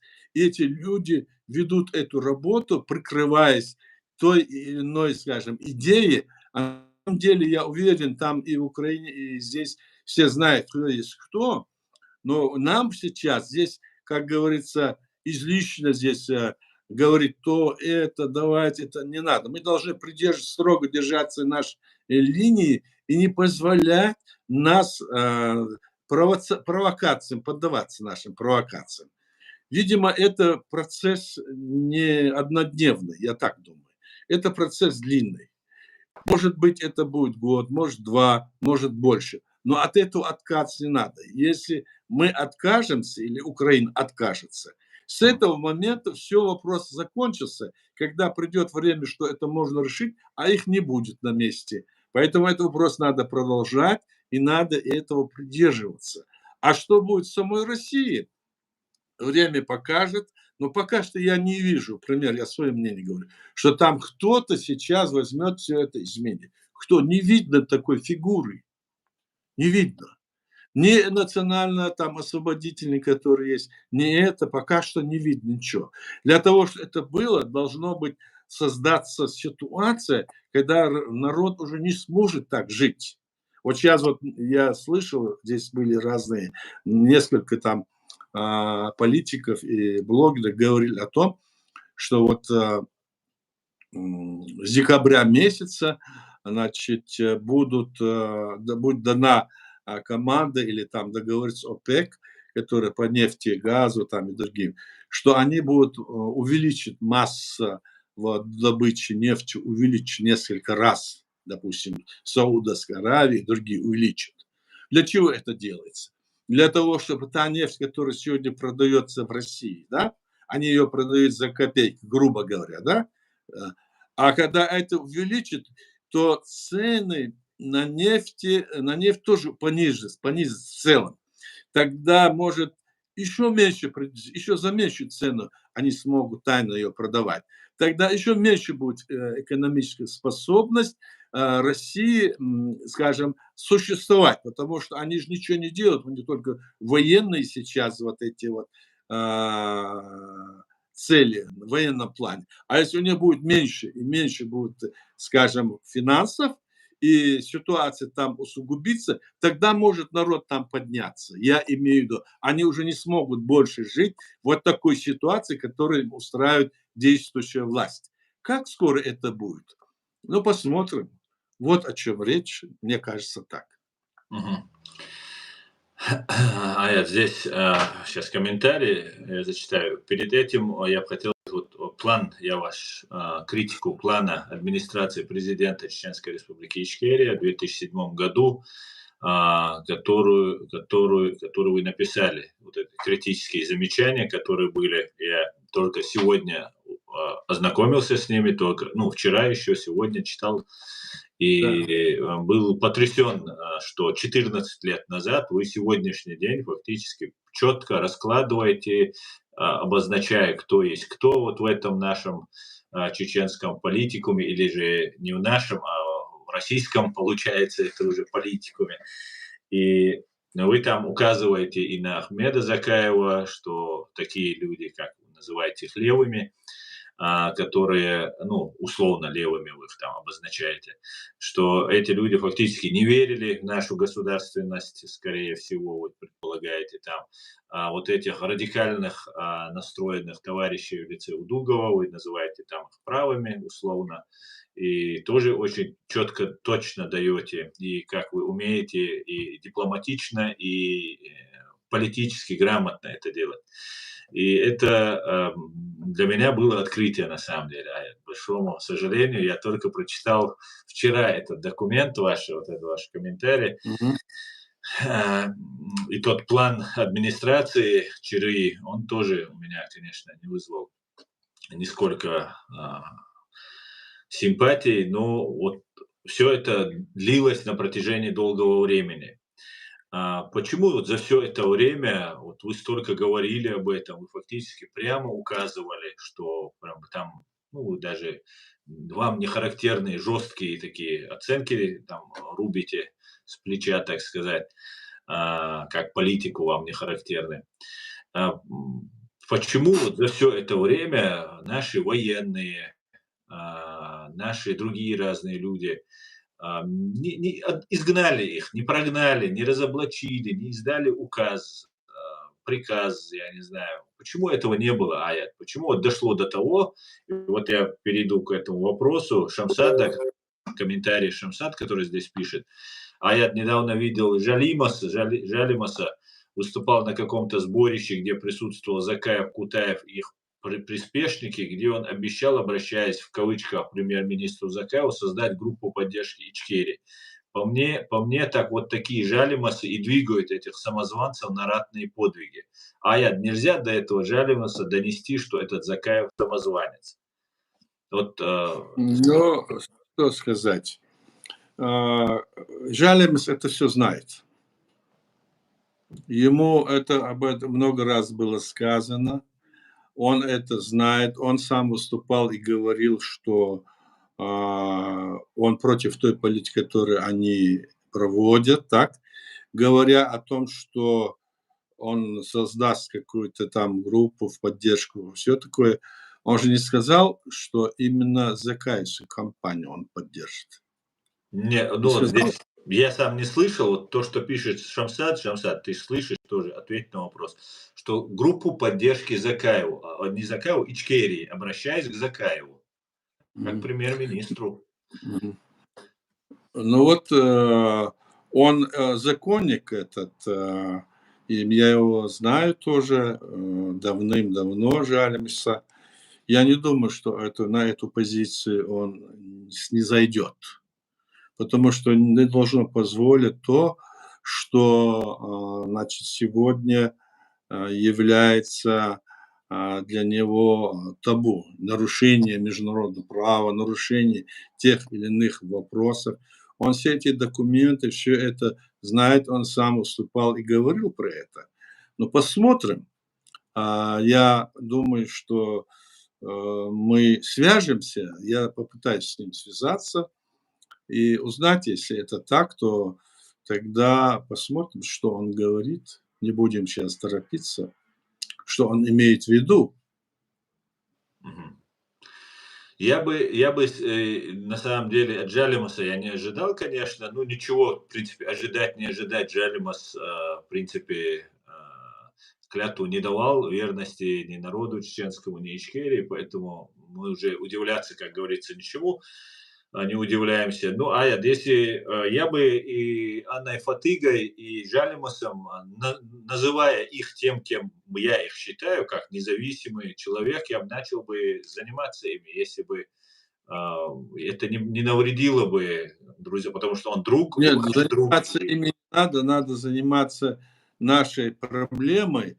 И тех, кто, скажем, говорят, что они следуют международному праву, следуют законности, а в этом случае, если они это не соблюдают, то мы можем им сказать, что это не так, а потом уже будет ясно, так это или нет. Торопить сейчас не будем, потому что я это не слышал, но я видел, что они там были, что они собрались. И, скорее всего, это они собрались 21, что ли, сентября, отмечая якобы День независимости Чеченской Республики, который был 6 сентября. Видимо, получилось там так, потому что в Европарламенте в Брюсселе, там, видимо, было заседание, и они, воспользовались этим моментом, там собрались, и туда еще подогнали, как говорится, всех знакомых и наших людей, которые там их поддерживают, заказ компания, так? И они собрались там, скорее всего. Может быть, в этом вопросе им помогли там собраться и это говорить. Это может быть хитрость, знаете, таких хитростей сколько. Эти люди, которые там сидели, может, и не понимали это.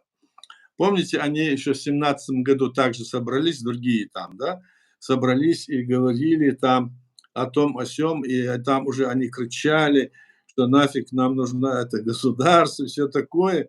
И там кто-то там выступил против, чего вы говорите, по-моему, или то есть. А, Они там начали все это говорить, и там тоже эти люди сидели. Если они поменяли свою позицию, то это, как говорится, их беда. Но мы не менять свою позицию в этом вопросе в рамках вот этого нашего, значит, вопроса о деоккупации, о нашей государственности, о легитимной власти, так, мы от этого отходить не будем. Кто бы там не был, там многие отходили. Ну, посмотрим. Я не думаю, что Жалимас это сделал. Вообще-то мне это интересно самому узнать.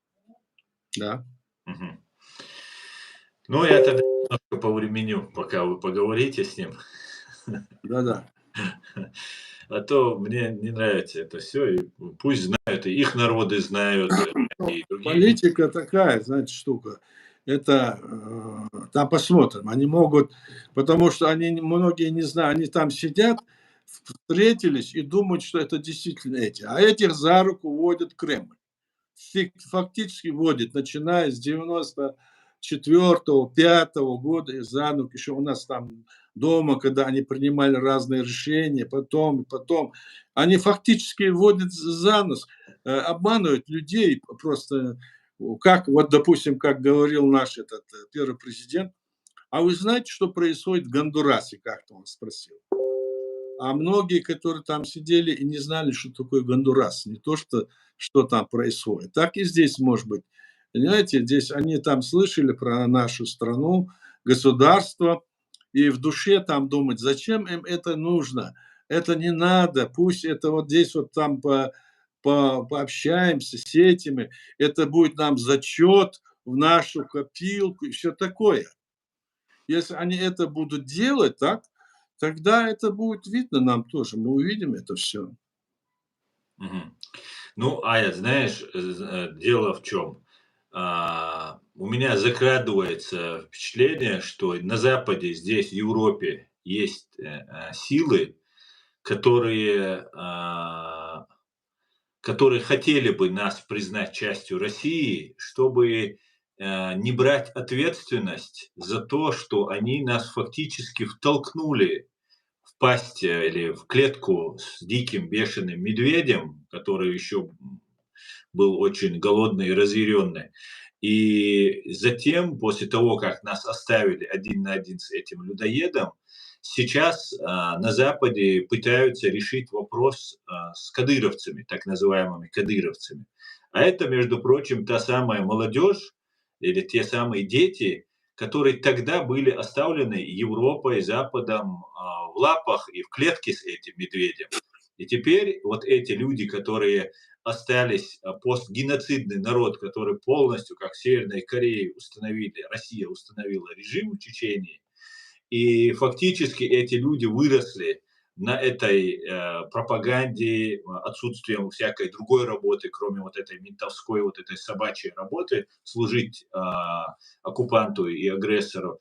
И фактически теперь стоит выбор теперь уничтожать вот этих пророссийских вооруженные чеченоговорящие формирования, которые благодаря двойным стандартам, лицемерию, цинизму Запада остались в клетке. И теперь как быть в этой ситуации? Получается, они могут пойти очень далеко, признав вот этого деятеля Кутаева, Закаева, там, третьих, десятых, лидерами чеченского народа, хотя, как вы правильно говорите, никакого юридического основания на это нет, но есть там какие-то хасавюртовские, вот со мной недавно, несколько дней назад связывался один деятель, ссылался на эти хасавюртовские соглашения, и фактически сказать, что это же, ну, вы же подписали тогда, и вы часть России, вот у вас был Кутаев,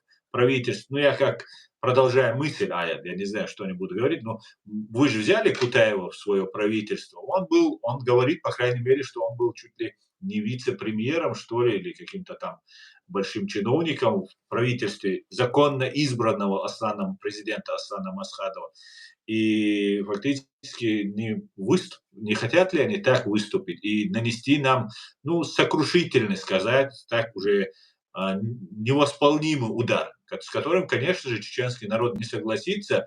Вот я долго, извиняюсь, на протяжении вот этих нескольких лет, уже 2,5 лет, как началось широкомасштабное вторжение России в Украину, я полагаю, на вот эту театральную труппу Ахмеда Закаева выделены колоссальные средства, потому что они перемещаются, у них все нормально. Мы слышим разную информацию, как он раздает всем деньги, скажем так, покупает там и так далее, некоторых людей, лояльность некоторых людей.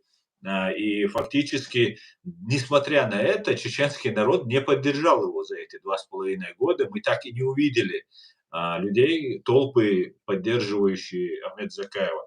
С чем это, может нам быть чревато? Может по этому сценарию пойти и Запад вот упорно настаивать на том, что мы должны вот поддержать вот этого преступника в соответствии с чеченским законодательством. Ахмед Закаев является преступником, который совершил тягчайшие преступления против чеченского государства и народа. И об этом мы прямо говорим и заявляем, но нас не слышат пока. Дело в том, что именно этот Запад, да, хотя и такое было подтверждение в 1997 году в ходе выборов, да, Запад все время, вот мне приходилось бывать на многих, вот вплоть до 2010 года, на многих вот ОБСЕ, ПАСЕ, ООН, там много, чуть ли не на каждых там их сессиях я бывал, с многими общался, и они всегда подчеркивали, что мы часть России. Мы им о опровержении говорили, они улыбались, пытались, говорят, да нет, ну так, вот так вот. То есть у них была такая позиция, они тогда поддерживали Россию. Я был вот в Америке, помню, там тоже встречались с этими некоторыми политиками, и они говорили, вы знаете, Россия станет скоро демократической, и ваш вопрос мы тоже вам будем помогать решать. Мы этот вопрос решим. Мы говорили, в том числе и я, что когда может Россия стать демократичной? Что говорите? Нет, нет, вот увидите. То есть они заблуждались тогда. А наш президент первый говорил, если вы считаете нашу страну внутренним делом России, то настанет день, когда и Европа вся станет внутренним делом России. Надо решать этот вопрос или, значит, вот не заниматься этим делом. А наша задача стоит в том, чтобы решить эту проблему. Вот сейчас Украина признала нас, это величайшее дело, хотя там есть внутреннее вот это все, они сделали очень большое дело. И я должен сказать здесь всем, что для того, чтобы принять это решение, именно президиум правительства вместе с украинскими политиками очень много работали. И все эти документы о том, что мы принимали, все это есть. И эти вопросы, которые они там приняли в ПАСЕ, то есть в Раде, это очень важно для нас, и где они обратились ко всем другим странам и миру, чтобы вопрос о признании нашего государства рассматривался всеми остальными государствами и международными организациями. Мы в этом направлении работаем и сейчас. Наши вот эти остальные вот такие вот обращения балтийским государствам, в Польше, мы направили их. Сейчас вот такая ситуация, пока мы не получаем ответа, вот идет вот эта напряженная вот эта ситуация, как видите, в Украине, и мы не можем их торопить. И в самой Польше там произошел тоже какой-то вот раскол, там пришел к власти, значит, правительство возглавил другой человек направлением, мы знаем там, что происходит, и там президент на одной позиции, а новый премьер-министр на другой, и, возможно, там будут вот через год-полтора снова выборы. В общем, там вот такой период, когда этот вопрос они не рассматривают. Мы когда вот были в Польше на Дне независимости, там еще мы на конференции, я там тоже выступал, и там вот мы встречались на параде Победы с их руководством, Польша там президент, их главы этих их парламентов, сената с ними.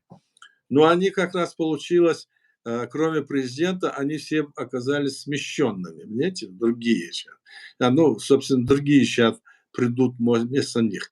То есть они этот вопрос не рассматривают, этот вопрос пока стоит открыт. Но мы над этим пытаемся сделать все возможное для того, чтобы это сделать. Если это прямо скажем, эти люди, которые собрались там, обещали за Каю что-то, они должны понимать, что этот вопрос решали как раз-таки члены президиума, члены нашего легитимной власти, которые являются избранниками народа. А эти люди самозванцы. Если они готовы работать самозванцами, к примеру, те, которые там собрались, тогда пусть работают с ними, а мы свою позицию от нее отступать не будем, несмотря кто бы там это не сделал. И здесь вопрос вот такой вот. Понимаете? Поэтому здесь надо продолжать нашу работу в этом направлении. И они не хотят заглянуть, они хотят какую-то проводить там политику. Может быть, там пока не ясно, я не могу ничего сказать, пока не ясно, что это такое. Я попробую поговорить с ними, и там видно будет. Хорошо, Аят, мы уже 2 часа в эфире. Я предлагаю закончить наш сегодняшний стрим. Ну, давайте закончим. Всем Если спасибо. Спасибо за вопросы, спасибо за участие, за все. Давай закончим тогда. Давайте. Спасибо всем, кто смотрел, задавал вопросы, принимал участие. Аят, спасибо вам, конечно же, огромнейшее спасибо. На этом сегодняшний свой стрим я заканчиваю. Всего самого хорошего. До свидания. Адикюэль, Машавига Машуэль. Адикюэль. Адикюэль.